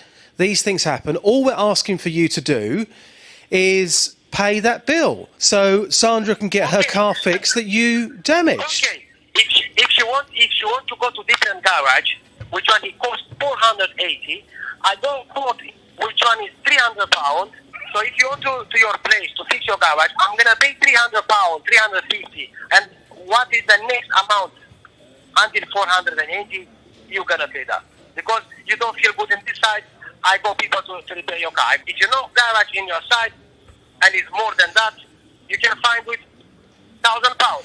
I find some with 300 more cheaper. You know what I mean? Shall we take a breather for the time being? Let you both think about it, because as we stand here at the moment, you're saying that you're only willing to pay £350, and if Sandra wants to get it done elsewhere, she needs to pay the rest, even though it's your company which caused the damage. Okay. Correct. So that's what you're willing to do. What I would say is, and this has been quite a heated conversation. Are you okay, Sandra? Yeah. I would say leave this conversation for the time being. I would both have a think about it, and then we can maybe catch up to see how we're going to conclude things. Okay. You know, loads of people use car washes every single week, and accidents are going to happen. I go to car washes every single week, and it could happen to me. It could happen to somebody else. All we're saying is that, this has happened, unfortunately, to Sandra. You've admitted, look, it was our fault. We're going to put it right. We're just trying to make sure that Sandra's car can be fixed. And the whole reason that she came to us is because she felt like she was being mucked around by yourselves. So all she wants to do is bring it to a speedy conclusion. That's all she wants to do. And you've heard her today. What I'm gonna do, because I go company, so I go receipt, I can give her a receipt with EID or everything. I'm able to give her £300, £350. If you want to go to the different garage to fix her car, it's okay. So that's how it was all left yesterday. Sandra, you still there? I am. So how it was left yesterday was that his friend can fix it for £350. You felt uncomfortable going there. You got a quote from an independent trader yourself for £480. He said, well, if you want to get it fixed through my friend, it won't cost you a penny. However, if you want to go elsewhere, I'll give you £350 towards it. And then you've got to pay the other £130. That happened yesterday. What's happened since then? We were going to leave it till this morning that I spoke to him, but he did call back sort of straight after school, but I couldn't speak again after that time. Yeah. He texted and messaged and said about the £350 again to let him know. So I just went back and said I'd think about it and come back to him. So I'm still in the situation that I'm not happy to go to an unknown place to have my car fixed, because I think I might be in a worse position by doing that. So at the moment, I decided to call him, because I said I would call him this morning, which I've done. It just reconfirmed that I'd like to have a positive outcome, and that if he would consider the 480 so that I can get the work done and that we have a positive resolution. The call, I'm pleased to confirm, was a lot more better than yesterday. That was at 9:15 this morning. He was going to phone me back up by 10:30, but I haven't received that call as yet to confirm what his decision is. So you've gone back to him this morning and you've said, look, I've had to think about it overnight. I still don't feel comfortable going to your friend's garage. I want to go to the independent retailer that I've been to get that quote. I'd prefer to go to the independent person. Would he consider, paying the invoice so that we can both settle this in a positive way? And what's he said to that? Will he now go away and think about whether he wants to spend that 480? He was going to go away at 9:15, and he said he was going to call me at 10:30. I mean, maybe he's got tied up in something or hasn't got a signal, but he hasn't come back to me as yet. He was due to call me at 10:30 this morning. Okay, well, look, we'll leave it there for the time being. Would you like me to ask our listeners what they would do if they were in your position? And then you can listen to what people have got to say between now and 12. How would you feel about that? Yeah, okay, that's fine. It's a tricky one, because I can see both sides of it. Here we have somebody saying, look, it's our fault. We want to put it right. Here's somebody that I trust who can do the work for £350. That's a lot cheaper than £480. But in your shoes, how would I feel going somewhere that I wasn't comfortable with my car, which is worth thousands of pounds? So I can see it from both sides, but I'm just hoping, Sandra, that we can bring this to a speedy conclusion. And I think certainly that conversation yesterday moves things along in the right direction. Definitely, yeah. Because beforehand, nothing was going on, hence why you came to this show. So look, I'll put it out there to our listeners and I'll see what they think, and we'll speak to you very soon. More work to be done. Thank you, Sandra. Thank you. Sandra is back on the show now. Hi, Sandra. Hello there. So we have got some people that want to have their say about this. Do you want to listen to some of these calls? Yeah. Lovely. Okay. Debbie is up first in Stevenage. Hi, Debbie. Hi, Justin. Hi, Debbie. Really interesting case, this one. So you've heard the conversation which was recorded yesterday between Sandra and the company. What would you do if you were in Sandra's shoes? Go straight through to my insurance company. That's what you pay your insurance for. And the minute there was any quibbles regarding this, that's what she should have done. So you would just go straight to your insurance company and get it dealt with that way instead of messing around like this? Yeah, absolutely. I mean, when you heard that conversation, and we only played about 7 minutes of it, the conversation went on for about 45 minutes or so, Debbie. When you heard that conversation yourself this morning live on the show, how did it make you feel listening to that conversation this morning? You can tell, obviously, that car wash aren't going to help her in any way whatsoever. They're going to try and give her the minimum. As for going to their own garage, she's got absolutely no guarantee of the workmanship there. That's why I say just go to your insurance company, then you know you're covered and you will get it sorted. You get 3-year warranty. OK, thank you very much. That's Debbie. Also, we have Ruth in Luton. Hi, Ruth. Oh, hi there, Justin. Good morning. So what would you do if you were Sandra? Well, I haven't heard all of the different... I've heard today's phone call, but I wasn't sure how this has been proceeding. But I was a little bit puzzled why nobody's asking about their public liability insurance. You know, as a company dealing with the public's cars and very expensive cars, they should be covered for any accidental damage. Well, that was going to be a question I was going to ask, but the conversation yesterday, Ruth, was a very, very strange one because I was on the phone to the company. He asked me to hold on, and then out of nowhere, he's phoned Sandra, and they're having a conversation together, and he's put me on mute, and I can't get involved in that conversation. It was all very, very bizarre. I mean, really, you know, his company should be shut down to, you know, trading standards as not operating as a proper company without insurance. I mean, from their point of view, and they're not here to defend themselves, but from their point of view, what he's saying is, look, we're trying to be reasonable here. We've admitted that it was our fault. We're going to put this right. You've got to go to this garage and get it fixed. So you clearly don't think that's reasonable. It all sounds like cash out of my back pocket type of thing, and it really should be coming from their insurance. If they're that worried about the price, it should come off their insurance, which obviously they don't have. Well, so, we don't know that. Been threatening. No, but that's what if I'd have been having that conversation, I'd be saying, well, this is the step I'm taking. Yeah. I'm going to be investigating whether you have public liability insurance. We don't know what the insurance status is at the moment, but what I'm going to do, Ruth, off the back of the programme today, I'm going to go back to them and I will ask them that question directly and we can take it from there. Because otherwise, poor Sandra, well, if she claims it on her own policy, it may affect her premium next year. Why should she be paying on and on and on?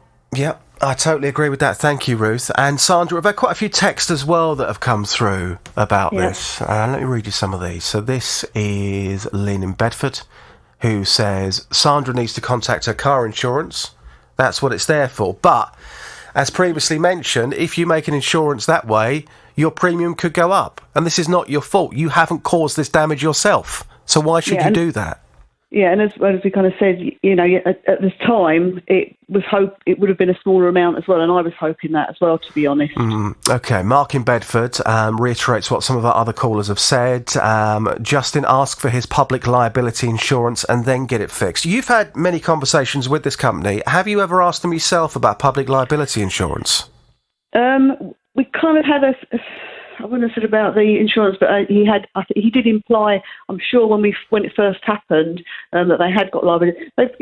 They're nicely set up, and as I said to you, he was so nice to me when it all happened, and he was going to get it sorted. And I would hope, I would hope that they have got that insurance, and I think he genuinely did want to sort it, and I'm hoping that he still does. Well, that's what it's there for, public liability insurance. Years ago, when I was a mobile disc jockey, I had public liability insurance just in case there was an issue and somebody tried to get money from me. I mean, accidents do happen. And never at any point have they said, look, we did this on purpose. It was an accident. Accidents happen, but when that happens, you've got to put it right. Yeah, and if he wants to pay separately, that's fine as well. You just want your car fixed. Richard from Dunstable texts to say Sandra is being taken for a ride here. The company have caused the damage and quite simply they need to resolve the issue and pay up what she needs. I feel sorry for Sandra and she should continue to pursue the company to pay for the repair in full. That phone call yesterday, it was a little bit out of the blue for me. I certainly wasn't expecting it. You weren't as well, and you felt very uncomfortable off the back of it, didn't you, clearly? I did, yeah. Yeah. Carly in Bedford text to say Sandra should stick to her guns. She needs to feel 100% sure about where she is sending her personal property. And you know what, Sandra? People often forget about how much cars are worth. You know, apart from your property, what's the second thing in your life that's worth the most amount of money? It's your car. Yes, yeah. And just to give it to anybody, and this company was saying, look, we'll come and pick your car up for you and we'll take it off and we'll get it sorted. Who wants to do that? Well, you just wouldn't give your car to someone you don't know. No, you absolutely wouldn't. And Elaine texts, Sandra, I would ask the owner of the car wash to increase his offer of $350, meeting the lady halfway. So what this person is saying is that halfway point between $350 and $480, meet the lady halfway, and then hopefully you'll get the outcome that you're happy with. You've heard the thoughts of some of our listeners. How do you feel about those? Yeah, very, very good and interesting and definitely worthwhile. And sort of how I feel about things as well. It sort of reaffirms that really. Well, look, what I'm going to do off the back of the programme, if it's okay with you, I will touch base again with you after 2 o'clock. I will then go back to the company. I'll ask them about their public liability and I'll ask them what's going to happen next. Because in an ideal world, what you want is to go to that garage, and we need to be clear here, the garage that you've been to, you don't know that person yourself personally, do you? The garage where I'm going? The garage that you've been to for an independent quote, you don't know the owner of that garage? No, I've just looked up the website and looked up the reviews. That's all I've done. So you've done your homework, you've done exactly what they asked of you. It's £480. We'll ask them, have they got public liability, and are they going to pay that bill of £480 for you to get your car fixed at a garage where you feel comfortable going to? Thank you. James is on the line. James, good morning. Good morning, Justin. How are you? Very, very well indeed, sir. So, James, without mentioning any company names, tell us your story and let's see if we can help you. Away you go, sir. Okay, thank you. Yeah, so recently we lived in Wheat Hampstead and we decided to move. And we decided to move to Marston. And we had a broadband supplier from probably the beginning of January. We have used them before in the past. Yep. But I think the contract runs from January 2021.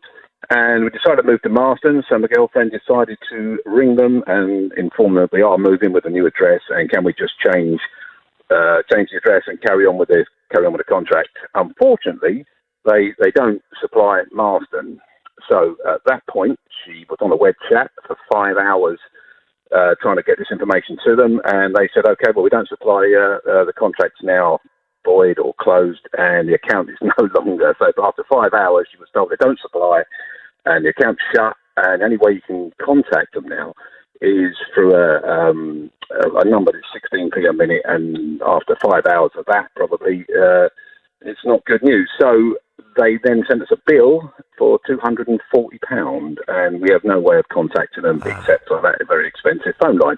Yeah. So that's my problem. There's nothing wrong with the service. Service is fantastic. We would love to have that service, but the £240 I think is a bit harsh. I might be wrong. I don't know. I'm just thinking that's a quite a substantial amount for just what we didn't cancel. James, it's a big amount of money. You say that you've been really, really happy with the service and you had every intention of taking that service with you, but for whatever reason, they don't provide broadband in the area that you've now moved to. So correct. You could say, well, hang on a minute, why are you charging me when I'm asking to carry on with your service? The fact that you don't provide it there, it's not my problem. That's how I see it, but I just don't know that. So hence I come to you for a little bit of advice. I mean, when you've actually said to the company, look, I'm really happy with the service, I wanted to carry on, but if you don't provide it in the area that I've moved to, why am I paying this fee? What sort of response have you got back? Well, because I wasn't dealing with, my girlfriend was dealing with that on a web chat, but their answer was basically, we don't provide the service, so we can't do that, so we'll close the account, and that's it. Close the account, we don't exist anymore on their database, I guess, because they've closed the account. So we can't get back into that account because they've closed it. Like I say, the only time you can ring them is on a very expensive phone line, and if it's judging by what they do on the web chat, then it's going to be hours. So, one, I don't have the time. Two, she doesn't have the time. She's lost the patience with it at the moment. So I don't know if you've got any magic numbers you can ring. Maybe just have a word. Hang on, James. I'm going to reach for my mobile phone. We can call them now. I'm only joking, but with these things, it's all about getting through to the right person. And when you work in the media, i.e. the BBC, sometimes we can get through to the right people a lot quicker, and we can make these things happen. I mean, from the conversation that we've had today, I think you're being very reasonable. You're not asking too much, are you? No, I would like the service, but they don't provide it. So, yeah. So I just want to know why they... I mean, it's probably because it's the end of the contract, or probably they charge me right to the end of the contract. I don't know. I feel a bit harsh. I mean, that contract that you've got, anywhere in that contract, does it make it very, very clear that if you are to move on to a different location and they don't provide the broadband in that service, you've got to pay? Have you looked at the contract in more detail? I really don't think we have a paper contract. It was done over the internet or over the phone. Yeah. So now we can't log on to the account because we don't have an account anymore because they've cancelled it. It's a job to check. So I'm guessing it'll be hidden away in there somewhere, but as I can't check, hence I just need a little bit of advice, and maybe if you could have a word, I don't know. Well, what I will do, James, after the programme today, I will make contact with you. I will then phone the company on your behalf and just ask them what they're going to do to resolve this. Because from a customer's point of view, you are more than happy to carry on with them. And Absolutely. If they don't provide that service to where you're going, it's just a personal view. I don't think that's your problem. That's me just speaking as myself and not somebody who works for the BBC. If I was in your situation, I'd be saying, look, why have I got to pay this fee to terminate this when I don't want to terminate it? £240 is a lot of money to come out of something when you don't actually want to come out of it in the first place. Exactly that, yeah. Right, leave it with me, James. I'll phone you after the show and I'll put a phone call in on your behalf and we'll take it from there, OK? You're a gentleman, sir. Thanks very much, Justin. Thank you very much. That's James. There's more to come on that story, hopefully, tomorrow. Now to Andrew and the summer house. Andrew purchased the summer house. He paid £990. It was a 7 by 7 foot summer house, which included an upgrade for the type of glass used. But on the day of delivery, his wife phoned to get a better idea of when it would arrive, but she got some information that she wasn't expecting. During the discussion, they said they hadn't got the toughened glass, but they could supply standard glass. So we said, OK, we'd go for the standard glass. I think by the time the driver got here, they'd already refunded us the difference in glass, which was fantastic, yep. So the summer house arrived. The delivery driver was very good. He put it where I wanted it. And he said, well, the glass is a bit dirty. I'd got a local builder that was helping. So he came around the following week and we started putting it together. And then we got to the glass. It wasn't actually dirty. We think the glass had been sitting there for a long, long time. In between each pane of glass was paper. Over time, the paper had dissolved and then all the salts had got into the glass. And I thought, I'll be able to clean it. But it turns out you can't. Well, Andrew is back on the JVS show right now. Good morning, Andrew. Hello. Welcome back. So, look, we've been off to have a word with the company. So, where we stood yesterday, you were pretty happy with this summer house in general. It was just the glass, wasn't it, that you weren't happy with? Yeah, that's it, yeah. Yeah. So, the company have come back to you based on our conversation yesterday, and they put this new glass in, but it's still not right. You're not happy. We've been off to have a word with the retailer. Now, we got straight through yesterday. And we had a conversation for about 5 minutes or so. There's quite a few things here to go through. You ready? Yep. So, first of all, if you're still not happy, they are happy to offer you a full refund. That was the first thing they said. How do you feel about that? Yeah, it's a solution.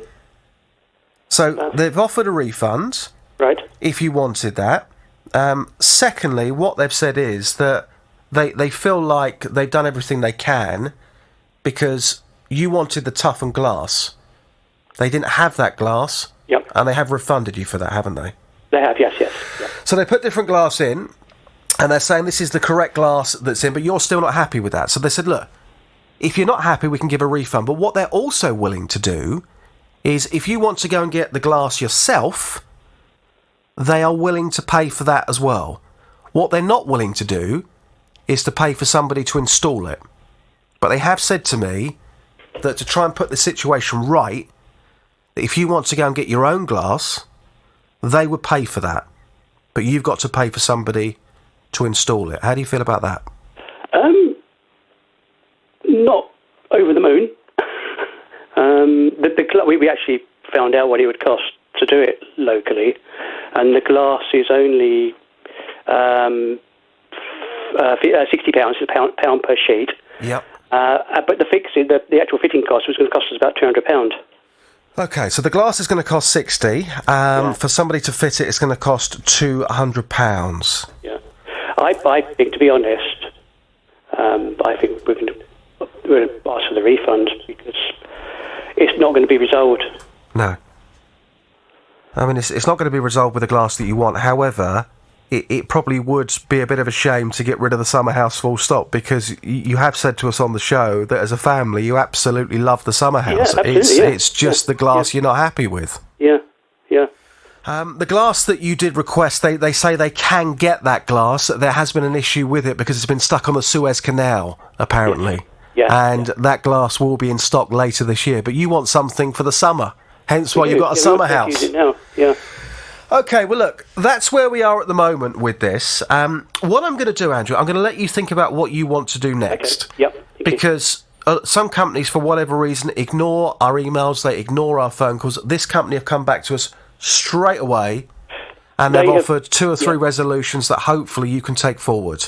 They have been very good. I think they've been let down by the supplier. Yeah. And what they did say as well, if you wanted a full refund, they would give you a full refund, and somebody would turn up as well and dismantle that summer house on your behalf and take it away, so you wouldn't have to do anything there either. Right, okay.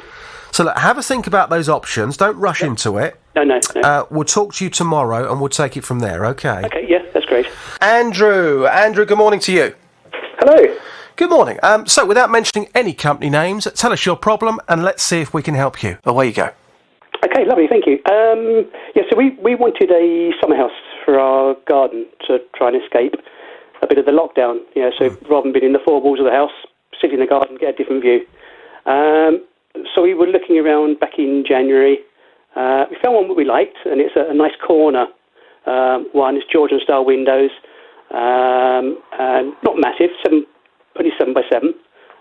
So yeah, fit nice in the corner, and the website described it as a picturesque summer house building in which you can relax and enjoy spending time in your garden. Oh, it sounds lovely, Andrew. Yeah, it was great. So we looked at suppliers, and then we found out actually there's a shortage. There's a long wait for summer houses, but we found one that was a good price.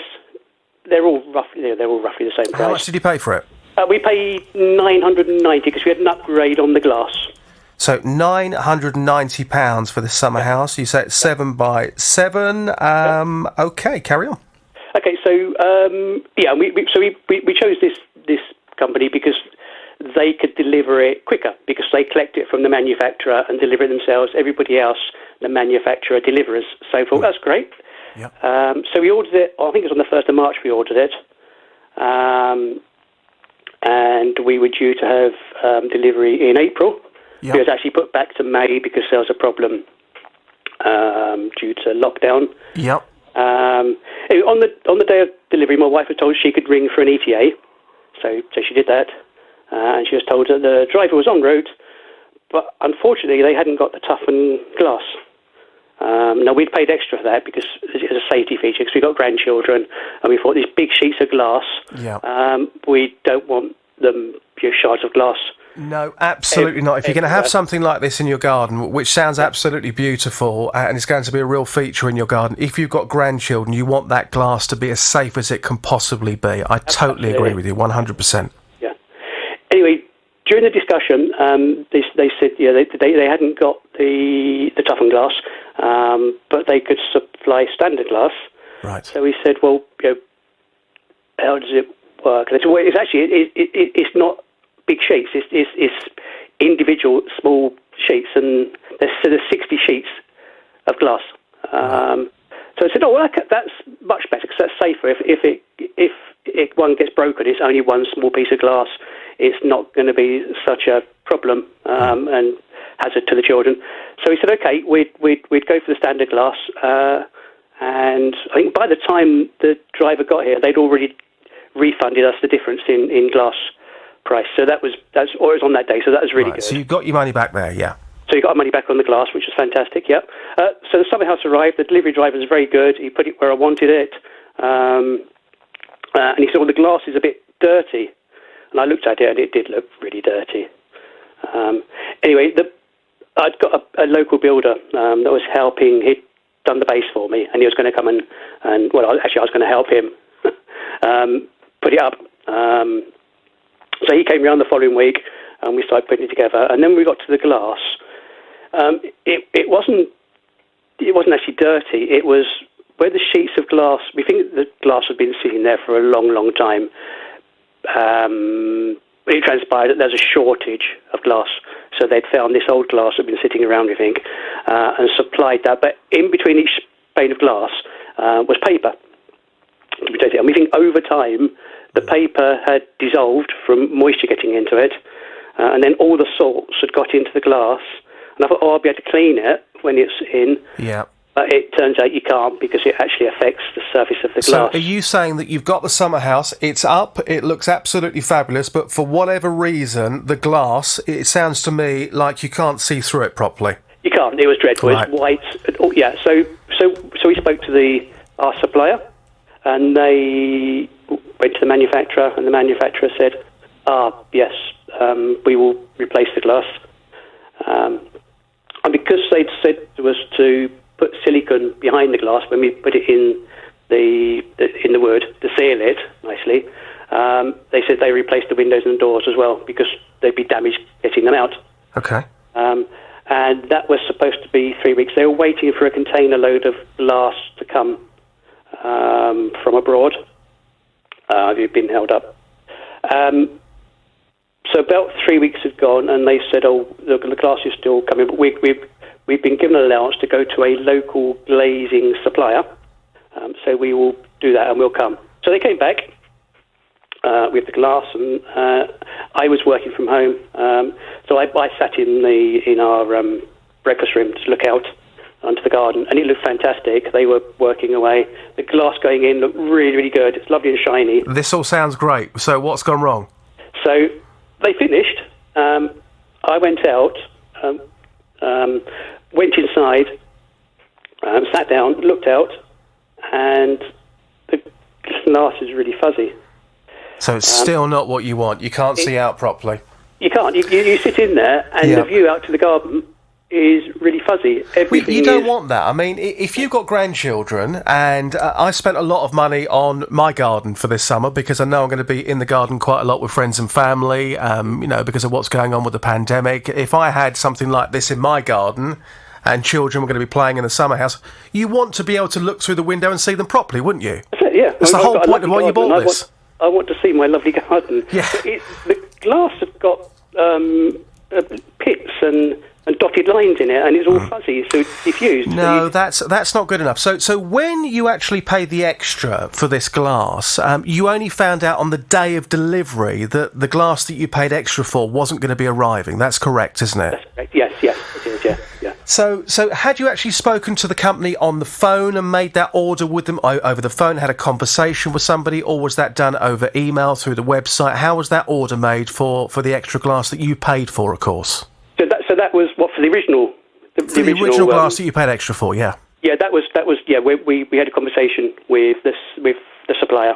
Right. And then place the order. So that conversation said, now, I'm interested as well, when they phoned you on the day and they said, this summer house is coming out today, estimated time of arrival is going to be so-and-so, when they said to you, oh, by the way, you know that glass that you paid extra for, we don't have it, did they at that point say to you, look, do you want to stop the order now and we can reorder it for you in the near future with the correct glass and everything will come as one? Was that conversation had on the day? They did say we could wait for the glass. If we did say that, okay. But you thought... They've been really good, to be honest.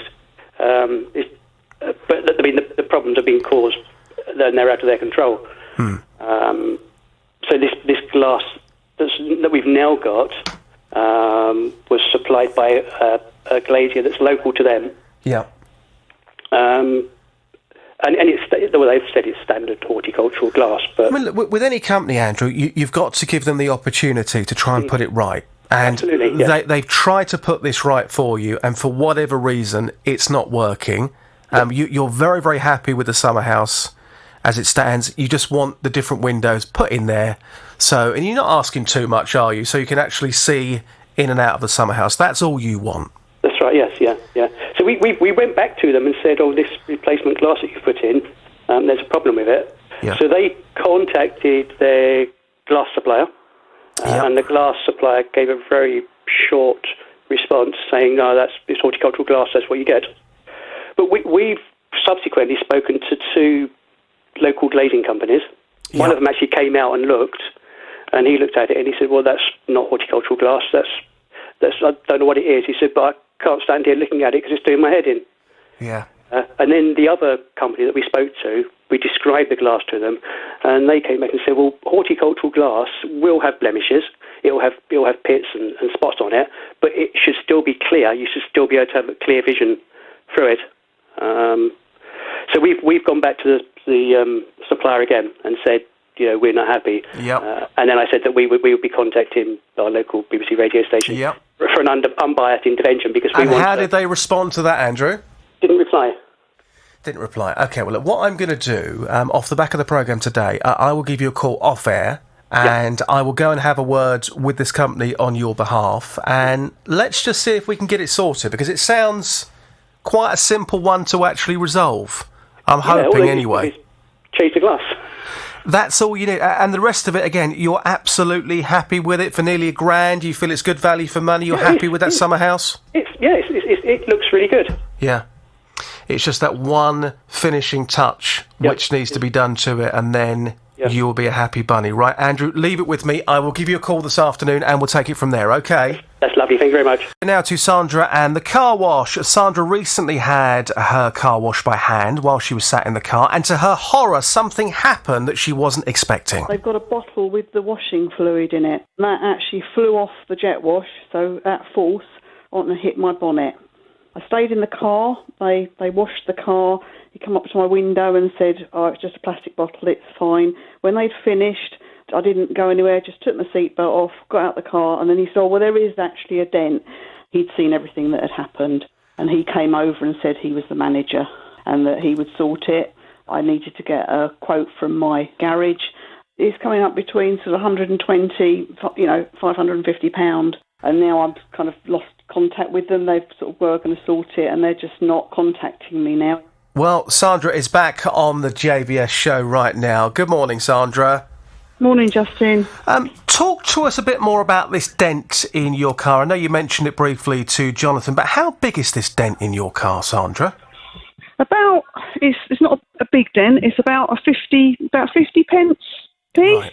But where it's hit on the front of the bonnet, when I went to the dent specialist, there's kind of as your bonnet is constructed, at the front of the bonnet there is a piece of like a bar underneath. I presume it's just the structure of the car. So where normally you would be able to get under there and actually get to the dent and do what you need to do, it's actually made a line as well, and then you've got just a couple of scratches as well, which you said as part of the damage. Yeah, so they said to you, look, go off and get a quote, and you've done that independently, of course. Yeah. You got that, and you've actually sent that through to us on email, which we greatly appreciated. But the company said to you, well, hang on a minute, we know somebody that could fix this. Tell us more about that. Okay, so they said that they had a garage that they use, that I could... Initially, they were quite reticent of actually giving me the information as where this garage was. But in the end, we got the details of where the garage was. I rearranged my schedule, went on a Saturday to their garage, to where they have work done on cars, to get a quote. I think they were a bit disappointed that the gentleman said that it would take 2 days to fix, and then all of a sudden there was a different manager that I needed to deal with that would now be dealing with my complaint. Yeah. So, to take things forward, I've been in touch with the company, trying to find out what is going on, and we wanted to know why this has not been resolved already. So, you spoke to Jonathan last Thursday, didn't you, Sandra? Yeah, last week, yeah. So, off the back of that, I phoned the number that you gave us for the person who works at this particular car wash, and they were aware of the complaint, and they said, absolutely fine, you need to speak to my boss. So we got a number for the boss and we phoned the boss. I got through, And I did say to the boss at the time that I was calling from the consumer show and we were dealing about this complaint. He wasn't that aware of it, but what he did say was, look, do me a favour, give me a call back, but when you call back, make sure that you phone back so I can see your number on my screen. So I said, OK, fine. So I then phoned him back straight away, and he picked up the phone, and he said, you're from Luton, are you? I said, no, our studios are based in Dunstable. And then the phone went dead. Okay. So I then phoned back again. The phone was answered. I was asking questions. I was getting no response. I thought, OK, it's a bit weird. So I put the phone down. I tried again 20 minutes later. Same thing happened. The phone was answered. I could almost hear some noise in the background. I was asking questions. No response. So I thought, OK, I'll leave it. There might be a problem with the phone. These things happen. So the following day, on Friday, I phoned again. The phone call was answered. Same thing happened. Wow. So I thought, just to be on the absolute safe side, I'm going to leave it until this week. So yesterday, I spent an hour and a half trying to phone the number of the boss, and it was permanently engaged. Oh, my goodness. Okay. So what I'm going to do this morning, I'm going to name this company on air, but I'm going to name them in the hope that that boss hears this and he gets in touch with us, because I can only presume, based on the phone calls that I've made since last Thursday, that he might well have a problem with his phone. Yes, yes. And that's what the issue is. Yeah. So this company is called the Rara Radlett Hand Car Wash, and that is based in the big car park in Radlett, and that's behind Budgeons, isn't it? Yeah. This has got absolutely nothing to do with Budgeons, but that is where the car park is. Yeah. So if you are the boss of the Rara Radlett Hand Car Wash, can you get in touch with us, please? You have our number, which is flagged up on your phone. The number here for the studio is 08081 00 8800. That's 08081 88 0000. So, Sandra, what I'm going to do for the time being is hope that that person hears this, or somebody that he knows gets to pass that message on to him, and then he can phone us and we can take this forward. OK? Yes, thank you. Really appreciate that. Because I think sometimes it's just about getting two people together to say, look, here's the problem. Your car has been damaged. They've said to you, don't worry, we're going to fix it. For whatever reason, there's been a breakdown in communication. Can we get you both together to get this sorted as quickly as possible? Thank you.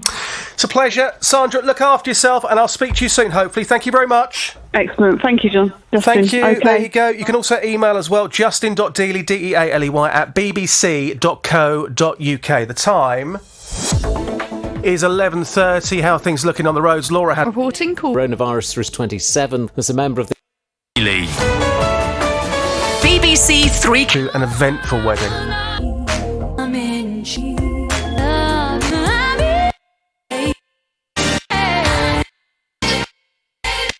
Veronica. Germany, North Germany. My married a very lovely German lady, and they have 3 children. Veronica, is there any way that you can move a little bit? Any company names, please, Veronica? Tell us your story and let's see if we can help you. Well, that would be amazing, yes. My family live in Germany, North Germany. My married a very lovely German lady, and they have 3 children. Veronica, is there any way that you can move a little bit so I can hear you a little bit better? Because I want to hear every single word you're saying so I can hopefully help you moving forward. Well, I'll try. Is that better? No, it's really not.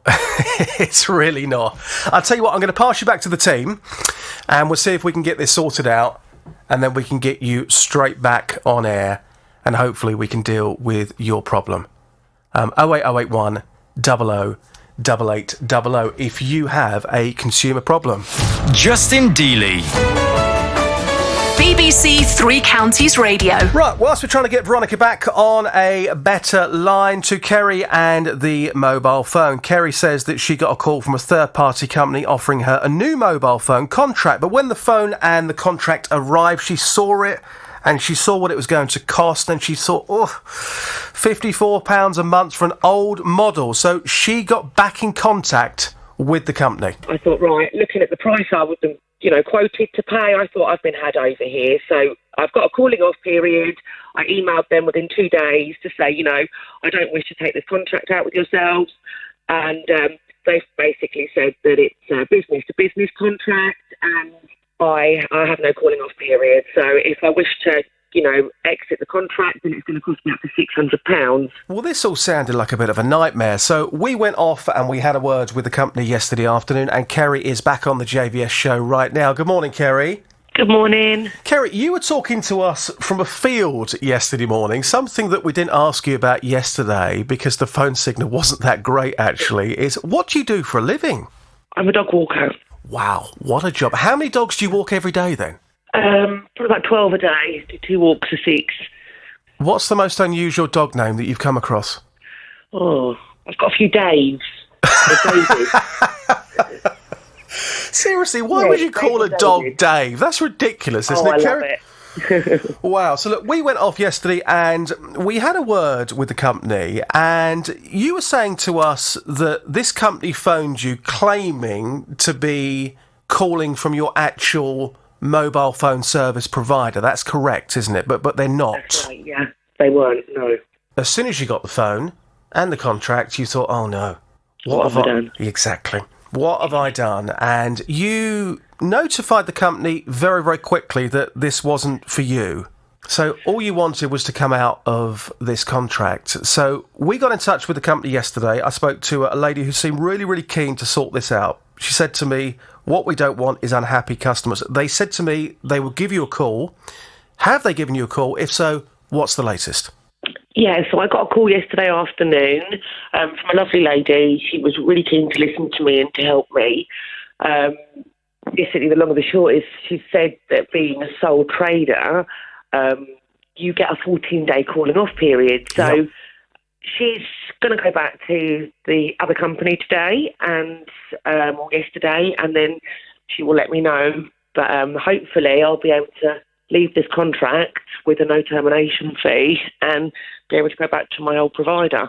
Because you were saying it's been a complete nightmare to try and get through to anybody who will listen to you. That conversation yesterday, did it sound really positive compared to the other ones that you've had? Oh, really positive. No one's wanted to listen to me. They just throw termination fees and big figures at me every time I've tried to get out of the contract, to speak to anyone, to, just to say that, the law, everyone should have a calling off period, and everything's kind of been thrown back in my face. So yesterday was probably the most positive call I'd had from the company in the 2 weeks that I've been kind of going backwards and forwards with them. When are you hoping to have a resolution on this? So they phoned you yesterday, really encouraging start. When are they due to phone you back again, hopefully with a resolution? Between 12:30 and 1 today. Between 12:30 and 1, so not long to wait. You're going to be standing by your phone, aren't you? I have my phone on silent. I have it in my hand. And look, what happens next then? So let's just say that hopefully they're going to let you out of this contract today. What's going to happen to your mobile phone number? What's going to happen next? I'm not sure. I actually didn't go over this with her. I'm hoping that my line will be able to go back to my existing provider. Yeah. And I'll just go and buy a new handset. And look, a word of warning, if anybody phones you about your mobile phone, if it's a cold call, what I always do, Kerry, I always say, thank you for the call. If it's something that I am interested in, I'll put the phone down and I'll phone my supplier. That's what I always do. Yeah. That's what I usually always do. This is why I'm kicking myself. What was it about this call that made you change what you would normally do? I don't even know. I actually don't even know. I think I was just, my phone was playing up. My husband was on my case about getting a new phone. Yeah. They kind of phoned at the right time. My battery life was really bad. Is really bad. I'm still using the same phone. And I just thought, oh. Okay, well, look, hopefully by today you're going to be released of that contract, and you can then move on. So I think what we'll do for the time being, Kerry, we'll leave it there, and we'll catch up on the show tomorrow, and hopefully we'll have some good news. Veronica again. Veronica, can you hear me? Yes, I can hear you. I hope you can hear me. I can. Now, please, no company names. We're going to try again here. Tell us about the problem that you're experiencing, and let's see if we can help you. Away you go. Very quickly, my family live in North Germany, and I haven't seen them for over 18 months and decided to send them a large parcel. I've done this before with a carrier, but I couldn't use this one this time because of Brexit, and there's a lot of forms to fill in. So I used another one, a carrier or courier, whatever you call them. Wrapped it all up. It's 20 kilos. It's a great big box. I filled out all the forms, ordered it on the 5th. It was collected on the 9th with an estimated delivery time of the 14th in North Germany. Now, we knew this wasn't going to, go so quickly, so we kept tracking online. And this is where the problem has started. It's still tracking. It's got over to Germany. It got there quite quickly. It's in the middle of Germany. And every day you look at it, it says it's going to be delivered the next day. It's been scanned, it's been passed, and it's just sitting there. It sounds very frustrating. What's in the parcel, please, Veronica? Sorry? What's in the parcel? Well, there were a lot of stuff. There was a couple of birthday presents coming up for the kids, games, puzzles, books, some tea, a great load of crisps. They seem to like English crisps. Yeah. And then things from my son that he misses, like salad cream and tin of baked beans. And right in the middle, I put a couple of pots of clotted cream, which, now will be green. It came to about just under 20 kilos. Yeah. It cost over £27. Okay, so you sound, by the way, like a fantastic relative. To be sending all of that to your family in Germany sounds absolutely brilliant. So you've been trying to track it, and it just quite simply hasn't arrived. You need to know where that is at the moment, and you're struggling to get answers. The trouble is you can't contact anybody, and there is a message chat thing with robots. That doesn't get you anywhere. I managed to get a number in Germany, and my daughter-in-law, I phoned them, and they just said, we can't help you. There's lots of parcels. They even offered to go and collect it. They said, no, you can't do that. But every day it says it's going to be delivered the next day. It's been scanned at some time early in the morning, and it just never arrives. And, it's now it's nearly 4 weeks now, I think. Yeah, it's 4 weeks. And what it is, it's frustrating because you're trying to get through to the right person. What I'm going to do, Veronica, I'm going to leave it there for the time being. I'm going to pass you back to the team. I will phone you after the show, and we'll phone the company and very simply ask them what's happened to the parcel. And hopefully we can get an answer for you. Amazing. I've done this before, but because of Brexit, there's a lot more trouble, and forms to fill in. Yeah, absolutely. And it can be very, very confusing. And with a lot of these problems, it's just about getting to the right person at the right time who can deal with that inquiry. Yeah. So don't worry. Don't panic. I will speak to you after the show, and we're going to try and sort this out for you as quickly as we can. That would be amazing for the kids as well. Thank you very much. It is a pleasure. I'll talk to you later on. That's Veronica. Now to Martin and the kitchen. Martin purchased 2 kitchens in August of last year, and his problem sounded relatively simple on the face of it. He bought these kitchens, but sadly, he didn't have the invoice. I've spoken to the builder's merchant that I purchased them through, and they refusing to give me any proof of purchase. What they saying is, you need to speak to our account holder, who's the builder. The builder, I was asking for many months, and he was always making excuses why he can't send, or he was going to send, but never did. And I'm just stuck, really. It just feels ridiculous. Martin is back on the JVS show right now. Good morning, Martin. Good morning, Justin. Good morning. So this story is a slightly unusual one. It's something that I've come across in the past. So you had to have an account to buy the kitchens. The builder that you employed had the account, and the kitchens were used via his account. But ultimately, as you've been telling us, Martin, you paid for it on your card, didn't you? That's right. I wasn't aware that I was purchasing via an account. I just assumed that I was paying the merchant direct. And you sound like the sort of bloke who ends up on the TV show Homes Under the Hammer, because this is your hobby, isn't it? So you buy properties, you do them up, you give them a nice refurb, and you sell them on. That's right. That's right. Never been on Homes Under the Hammer, though. Well, you never know, Martin, in the future. So, very simply, you were saying, look, I just want this invoice. And remind our listeners why it was so important to you to get that invoice, please, Martin. Well, there was two reasons. One is to make sure that the new homeowners had proof of guarantees, and if anything happened with the kitchens in the future, they were covered. And for myself, it was just making sure that my finances are all correct. Yeah. So we went away, we had a word with the company a couple of days ago, and to be fair, I got a call back very, very quickly, and they phoned you back as well very, very quickly. And what they said was, look, GDPR, this is going to be quite tough, because ultimately, although it's you that's paid for it on your card, it's actually via the builder's account. And the issue is here, and I don't need any detail whatsoever, but you and the builder, you've got beef. You've fallen out, haven't you? Yes. The relationship's not great. And it's just an awkward situation. Yeah. So the relationship has sadly broken down. When they spoke to me, they said they were going to phone you. They did phone you, and they said, look, we're going to go back to the builder and ask him to get in touch with you. He did get in touch with you yesterday, didn't he, saying that he was going to send the invoice? That's right. That invoice was meant to arrive yesterday. It didn't.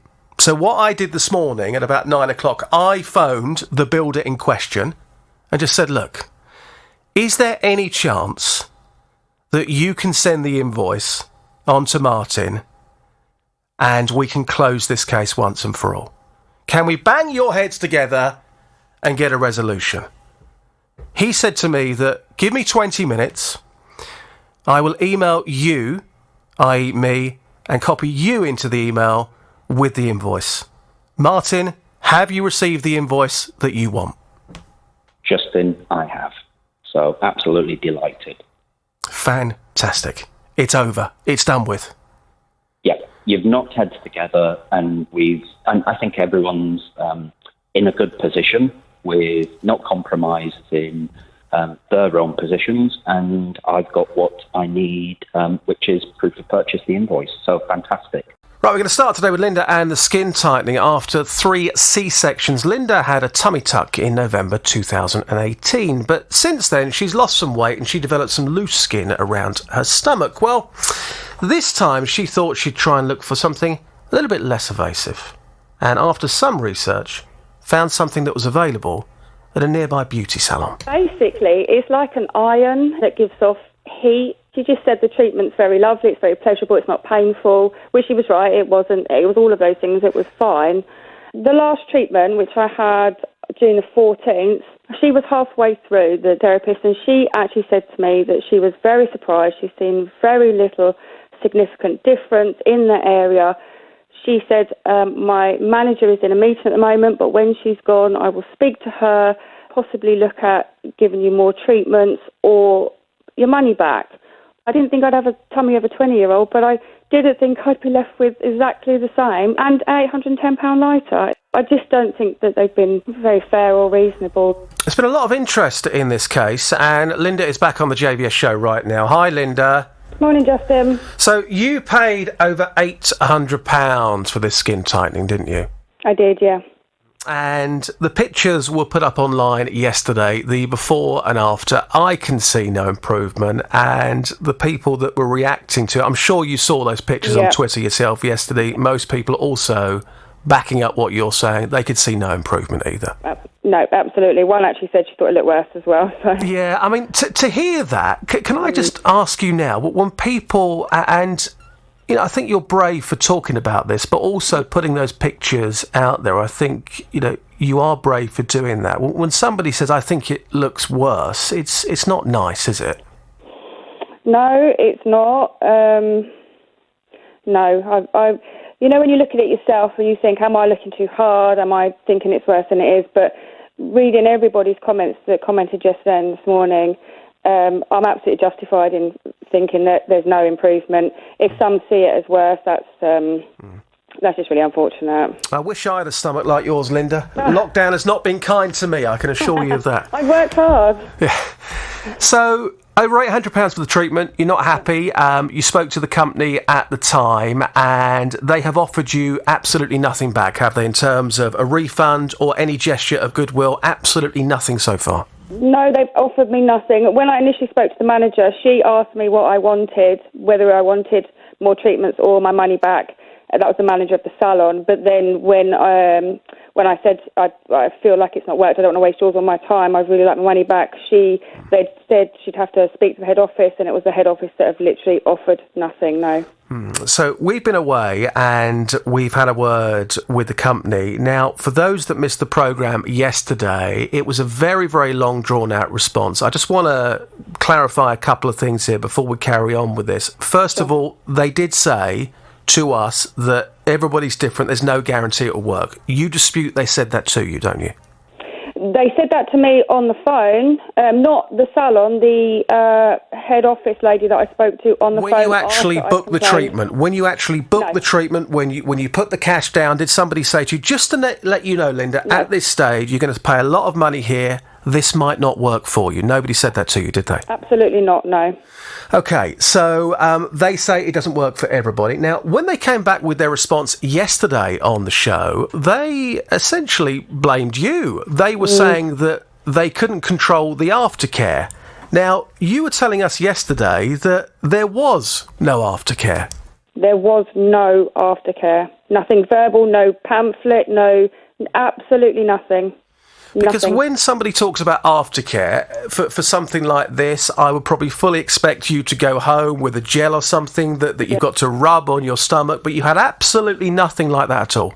Absolutely nothing. So we went off yesterday again and had a word with the company, and I asked them to clarify what they meant by aftercare, and this is the response that I got yesterday. The aftercare is you having a healthy lifestyle and getting lots of activity. That is the so-called aftercare for this product. Okay, fantastic. I mean, I do that anyway, so... Well, I didn't what need them to tell me that, but... what they said to me yesterday on the phone was when they sat down and told you about the aftercare, you responded with, I do that anyway, which is exactly what you just said to me right now. Okay. And that was the whole reason why you went for this treatment, because during lockdown you'd lost a stone. So clearly you're living a healthy lifestyle. I am indeed, yes. What's your response to that this so-called aftercare is you having a healthy lifestyle, and they were passing the buck on to you, saying that you didn't carry that out properly? I mean, I don't have an awful lot of words. I'm disgusted that they called that aftercare for a start. I mean, like you, I thought they were talking about something a bit more... but if they say, like you said, I've just responded exactly the same way they said I responded. So if they're calling that aftercare, well, they didn't say to me, this is your aftercare, but if they're calling that the aftercare, I responded exactly the same way. I do live a healthy lifestyle. Like you said, I've lost a stone. You can't do that by not, can you? I'm not a big girl anyway, so to lose a stone, it was quite an effort. That's not aftercare. And if I've done that anyway... I think throughout this, none of your listeners that wrote on your Twitter, and neither the therapist that did the treatment, the manager of the salon, or even any of the women from the HO that I've spoke to, no one's denied that this treatment hasn't worked. I don't think that's in question here. No one said that the treatment has worked for me. Everyone agrees that it hasn't worked. the problem is they're not prepared to do anything about that. No, I mean, their argument is that they've carried out all of the procedures and for whatever reason, sadly, it hasn't worked on you, but you were told in advance that it doesn't work for everybody and you didn't carry out the aftercare. And I've got to be honest with you, Linda, I'm not often shocked, but when I found out about the aftercare was a healthy lifestyle, I was shocked at that. That's not aftercare, is it? No, of course it's not. I mean, like you said, some kind of gel, a pamphlet, or maybe some massage. I don't know. I'm not a therapist, but certainly not to tell me to live a healthy lifestyle. When the whole point of me being there is because I do look after myself, and I do want to, look as best as I can, or as good as I can, which is why I spent the money in the first place. I do live a healthy lifestyle, like you say. That's not aftercare, in my opinion. No. Well, at the moment, they're still willing to offer no refund, no gesture of goodwill, no any future treatments at all. So what we're going to try and do now is take this forward a little bit, because there could be other people, Linda, and I'm sure you know friends of yours who are also considering this type of treatment, don't you? Funny enough, I did speak to a friend of mine whilst I was having the treatment, and I said to her I'd keep her updated. She's got the same issue, and I said I'd keep her updated. I mean, it's embarrassing. I haven't mentioned it since. There's a lot of people who I know who might be interested in this type of treatment, and what we don't want to do, Linda, is let them be in the same position as you. Absolutely not. Stay on the line, because we've got somebody here who's going to join the conversation. It's Caroline Larissi, who's Director of Quality and Standards at the National Hair and Beauty Federation. Good morning to you. Good morning. You're based in Bedford as well. Thank you so much for joining us on the programme today. So Linda is not happy. Spent over £800 on a treatment which, according to the evidence that we've got, hasn't worked. They're willing to offer nothing back. What's her rights on something like this? Yeah, no worries. Basically, let's start with Linda. I'm so sorry that your radiotherapy treatment hasn't worked. In a lot of cases, it does work.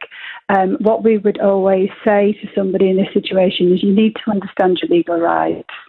So the Consumer Rights Act of 2015 says that if a service was not provided with reasonable care and skill, or as agreed, the service provider must put things right within a reasonable time and at their own cost. And I think that's key as part of that. I mean, they'd already agreed that they were going to, do you a refund, and that's what you would generally expect. Well, they didn't agree to a refund. That they muted refund, but that wasn't from the operations manager that we've spoken to. That was somebody in the actual spa who didn't have much authority within the business. So it was discussed, certainly, yeah. Yeah. Okay.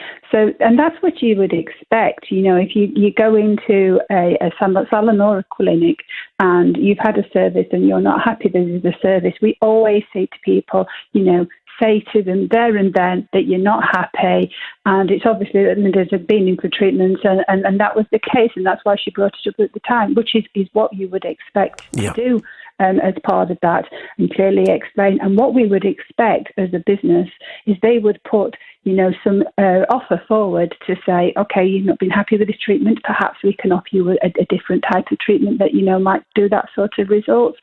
Or, as we said before, offer a full or partial refund. That's what you would expect as part of your legal rights. Sadly, they haven't done any of those things. So moving forward, how can Linda go forward with this? And, of course, if anybody else is thinking about having a similar treatment, how can we ensure those people are protected as well? So what I would always say that before you're actually thinking about looking at doing a treatment and taking one on board, look into the salon as part of that. What you should get from a salon is a really good consultation that actually tells you what the expectations are going to be. They will say, exactly what's involved in the treatment, what could happen, any contractions, anything like that. But it's clearly explained throughout. And they don't just literally book you in, you have your treatment and, off you go as part of that. And then for the aftercare, you would expect that the therapist would take as much time explaining the aftercares of treatment as what they would do as part of the consultation for the treatment. Because skin rejuvenation techniques is all about looking after your skin and your body and making sure that you have the right mechanisms to facilitate that. You can't do it in one fell stop. It's a process. But this procedure, you're saying, does have quite high success rates, so it would appear that Linda is sadly one of the unlucky ones.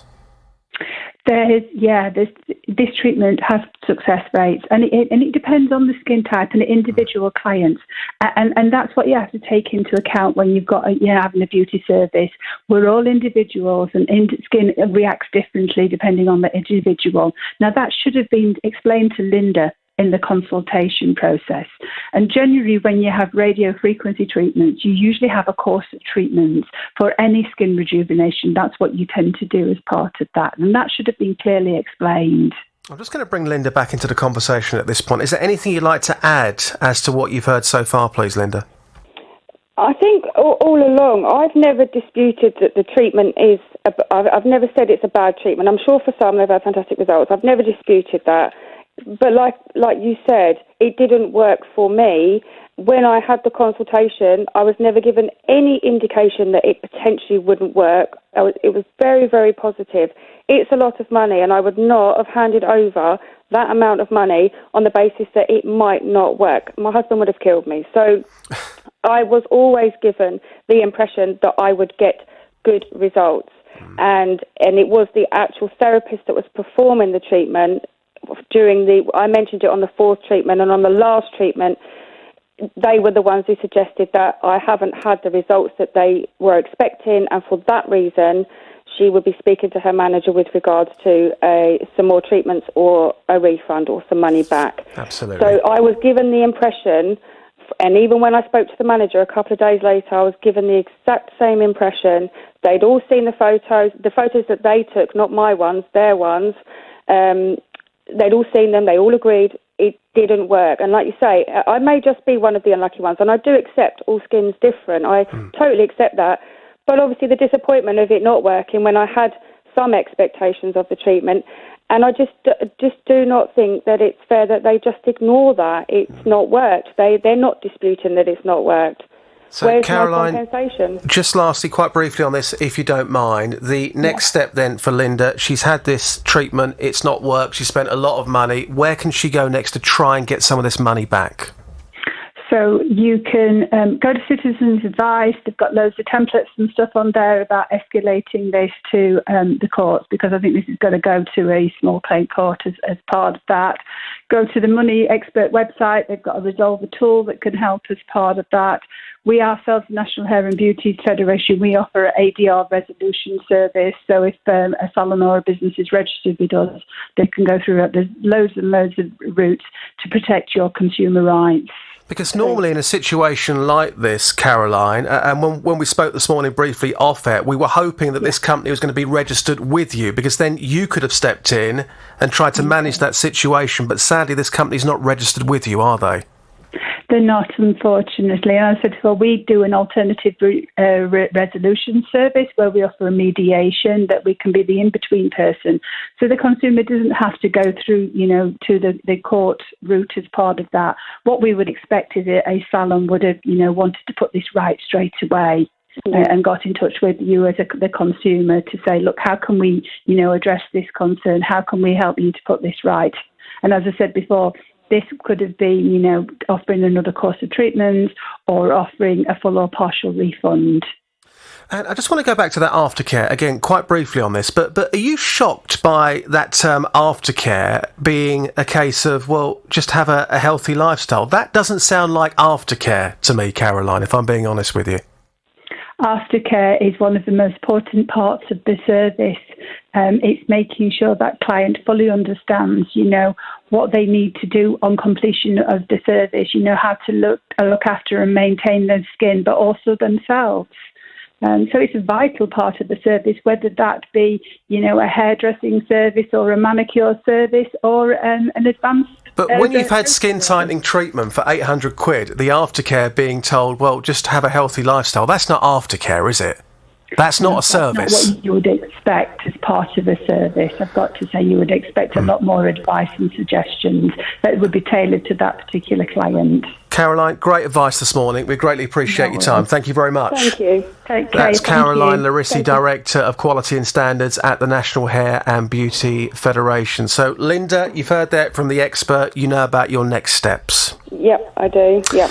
And we've certainly raised awareness of it. Look, this is going to sound really, really cringe, Linda, but I'm just going to say it. From the pictures that I've seen of your tummy, please, please don't feel conscious about that. Please don't. And even listeners have said, you've got an amazing figure. It's great. What's the big deal? Don't feel conscious about it, okay? Thank you. I appreciate that. Good morning, Justin. Thank you for taking my call. It's all right. It's a pleasure. So without naming any company names, please tell us about your problem and let's see if we can help you. Away you go. Well, in October of last year, I needed to get some internet for my daughter for her college work. I got some details with a company and it was due to go live on the 29th of October. They sent me an email confirming this, but the deal was a different deal to the one that was advertised. Right. I was then contacted by a third party who recommended a different provider with a better service and it was cheaper, so I went with them. I informed the original company straight away. It was the following day, and I thought that was the end of it. Yeah. But since then, I've been billed several times. They have sent it to a debt collecting agency. Oh no! I've spent hours on the phone trying to explain it to people. I've done live chat. There's been emails sent backwards and forwards. They send me codes to say that they're looking into it. I've even sent recorded letters explaining everything that's going on, but I haven't got an account. Nothing. Well, I got a letter actually back from a CEO of the company, which was a short letter printed saying, click on the link below and reply to this email with your password, with your second, fourth and sixth digits. Obviously, I haven't got an account. Yes. But this has been going on since October of last year and I'm getting absolutely nowhere. You sound frustrated, Sandra. It's very frustrating and it's worrying because it's gone to debt collectors. They pinged it back after explaining the situation to them. But I'm being threatened now that it's going to go to another debt agency and I just don't know where to go to, Justin. Absolutely. So you say this was October 2020 and it was meant to be going live on the 29th of October. So how quickly did you phone this company and say that you'd like to cancel the deal that you've been offered? How quickly did you make that phone call to them? It was the following day. So it wasn't a case of you signing up for this and then suddenly 2 months later you saying, oh, no, I don't want that anymore. It was within 24 hours that you made that. 24 hours, yeah. And when you phoned the company back in October and you said you'd like to cancel over the phone, was that all dealt with and you went away from that phone call thinking, that's it, it's all been done, it's been cancelled? That's right. And then the other provider also confirmed that they would inform them that they were taking the line over. And I've even sent them proof of this, but that's still not to no avail. So when you phone the company and you say to them, look, what's going on here? We had a conversation last year saying that I didn't want this anymore. It was during the cooling off period and we cancelled it over the phone. What's going on? What sort of response are you getting back? Well, it's very frustrating because I don't think I've had many hours of conversations with them. You get put on hold, but the frustrating thing is they've got all my information that I could possibly give them, but I haven't got a password, so they won't deal with it any further. But it takes you about 50 minutes to get to that point. But what are they actually saying, though, when you do get through? Forget about the passwords. This sounds like a really, really simple problem. You've got something here which you cancelled. So what are they saying in response to that? Well, nothing. Like I say, that I was so frustrated in the end, I wrote to the CEO of the company a handwritten letter outlining that I can't give them any more information than what they already hold. Yeah. Please, could they look at it? I gave them everything that I possibly could, and I got a printed email back. Something similar happened to me about 5 years ago. And you know what? It sounds ridiculous, doesn't it? But it can ruin your day, this stuff. Because you're on the phone for hours and hours and hours saying, look, I cancelled it. What's going on here? And you just don't get the response that you deserve. And it's very, very infuriating. Yeah, definitely. I've got several emails back from the company with orders where they've looked into it as an incident, and then I don't hear any more back. Just another bill comes through. In fact, I've since been sent another bill since getting the letter back from the CEO of the company. I think what this needs, Sandra, is for us to phone the company, get through to the right person, and I'm hoping this can be dealt with pretty quickly. I hope so. Because sometimes, and working on the show in the last few days, I've often found this, it's just about finding the right person in that company that can say, I will deal with it now. Because as far as you're concerned, you were going to go with this contract. Very quickly, within 24 hours, you changed your mind. It was cancelled over the phone. Why are you receiving these letters? So leave it to me. I will give them a call this afternoon, Sandra.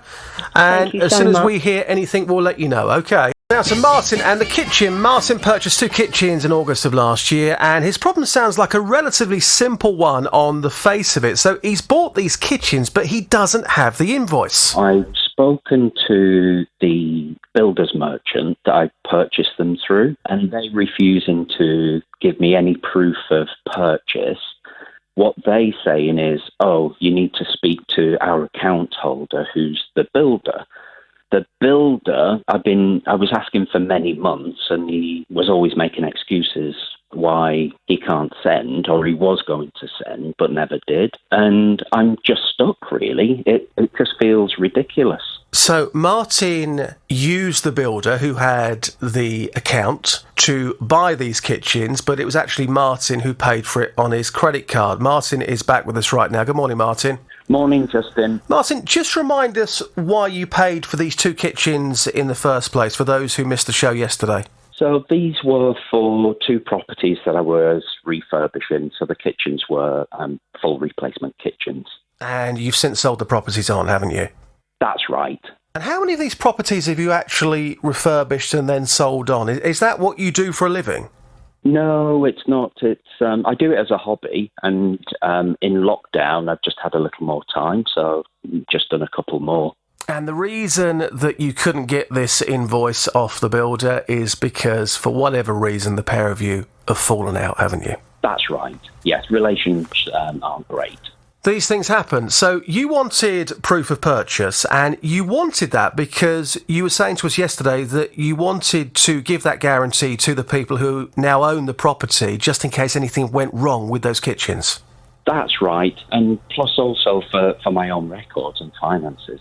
Yeah. So we've been off. We've had a word with the company. Somebody got in touch about 4 o'clock yesterday afternoon. They promised me that they would phone you before close of play yesterday. Have they phoned you? If so, what's the very latest? Yes, thanks, Justin. They did phone straight after they spoke to you, I think, on the timing. Positive conversation. They asked me for more details of previous conversations with them, and was asked to leave it with them, and they'll go away and investigate. And does it feel a lot more confident compared to previous conversations you've had with the company? Do you feel a bit more confident you are now going to get what you actually want? I hope so. It was very positive. It was very professional. And all information requested was provided. At the end of the day, it's the proof's in the pudding, and of when proofs provided. So when are they looking to resolve this by? When are they going to call you again to say either yes, you can have the invoice, or no, you can't have the invoice? They're planning to call me again today, right, after they've done the follow-ups internally. So hopefully by this time tomorrow, you might have what you've been looking for months and months. Fingers crossed, Justin. That would be amazing. They came to me yesterday and said, can Martin prove that he bought these 2 kitchens? You have got the bank statement to back that up as well, which is certainly good. And, of course, now you do have an account with this company as well. So something like this will never happen again. We're just asking them, as almost a gesture of goodwill, to give you what you want on this occasion. That's right. I'm very happy with the kitchens, with the service. I've opened account now. I understand that purchase is via an account holder, so that's no problem going forward. Now I understand the terms. Hopefully tomorrow, Martin, we will catch up and we will have some good news. Thank you very much, and we'll speak to you soon. Okay. Morning. Welcome to the Consumer Programme. So, Kerry, please, no company names, but tell us your story and let's see if we can help you. Away you go. Okay, thank you. So, about 2 weeks ago, I received a call from a company claiming to be the existing company that I was originally with. Was on the phone for quite a while and taking out a new contract. Basically, I've taken out this contract with this company. Felt a little bit uneasy on the phone. I should have probably just kind of cut the call off, but I went ahead with it. A couple of days later, I received this new contract and a phone to go with it. Right. When I looked at the phone, it was an old phone. My little boy come in and said, "Mum, this is a really old phone." I thought, right, looking at the price I was, quoted to pay, I thought I've been had over here. So I've got a calling off period.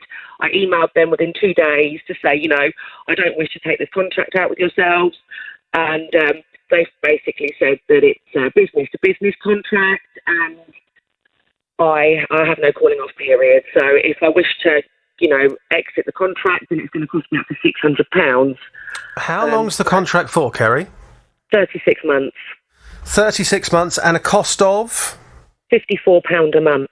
£54 a month. So look, when you got this original phone call, what made you want to sign up? Because you said you felt slightly uneasy. So what was it about what was being offered that you thought, I can't miss out on this opportunity? Well, they claimed to be the company I was using. So I've been using this company for 8 years, and every 2 years I pay off my handset early.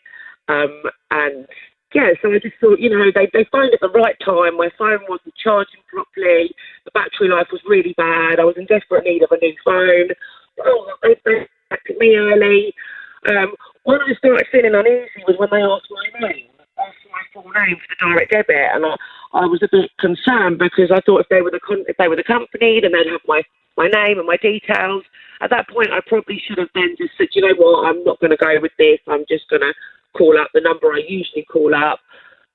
But I went with it. The guy was chatty, friendly, and it would be great for your tax return at the end of the year going on a business contract. So instead of it being my full name, it was actually going onto my business name. Kerry, do you know what we're all thinking right now? I think we're all thinking this. Your phone sounds blooming terrible. You need to get a new phone because it sounds awful. So look, you've signed up for something. You've got it. You've realised this is not for me. You've realised very, very quickly, a bit like one of our previous consumers, you quite simply want to come out of that contract within what they call a calling off period. Yep. That's what you want. They're saying no. Yeah, they're saying no. And just remind us again how much they're saying you've got to pay to come out of this contract? So it was a handset cost and then a early termination fee, and it worked out just below £600 in total that I'd have to pay. Just under £600, right? Okay, what I'm going to do this afternoon, I'll give you my word, I will contact this company and ask them what's going on, and we'll take it from there. Is that all right with you? Paul has been with the same electricity supplier since 1994. And over the last few years, it's become clear that it was costing him more and more money. I noticed that I've been billed just for the day rate for all my electricity used. They started dealing with it via text message, and turns out they owe me quite a lot of money, £3,802.71, but they're not actually paying it back. We've been deprived it over the years and had to go without to pay the higher than usual bills, and it's caused arguments, like have you put the dryer on during the day and the kids being on the Xbox. too long, you know. Why are you using all this electricity? What are you doing in the day? A lot of money we're talking about here, nearly £4,000. The company have told him they'll pay him back, but that was more than 7 weeks ago. He's still waiting for the cash. What is going on? Paul is back on the JVS show right now. Hi, Paul. Hi, Justin. Hello, sir. So yesterday we had a few conversations about what was going on. I phoned the company yesterday. I got a phone call at about 6:30 last night saying we've spoken to Paul. So, Paul, what's the very latest for us? Yeah, they spoke to me about 5:30 yesterday. They was very apologetic. They said they've promised that the money will start to go into my account, my bank account, by the end of the week.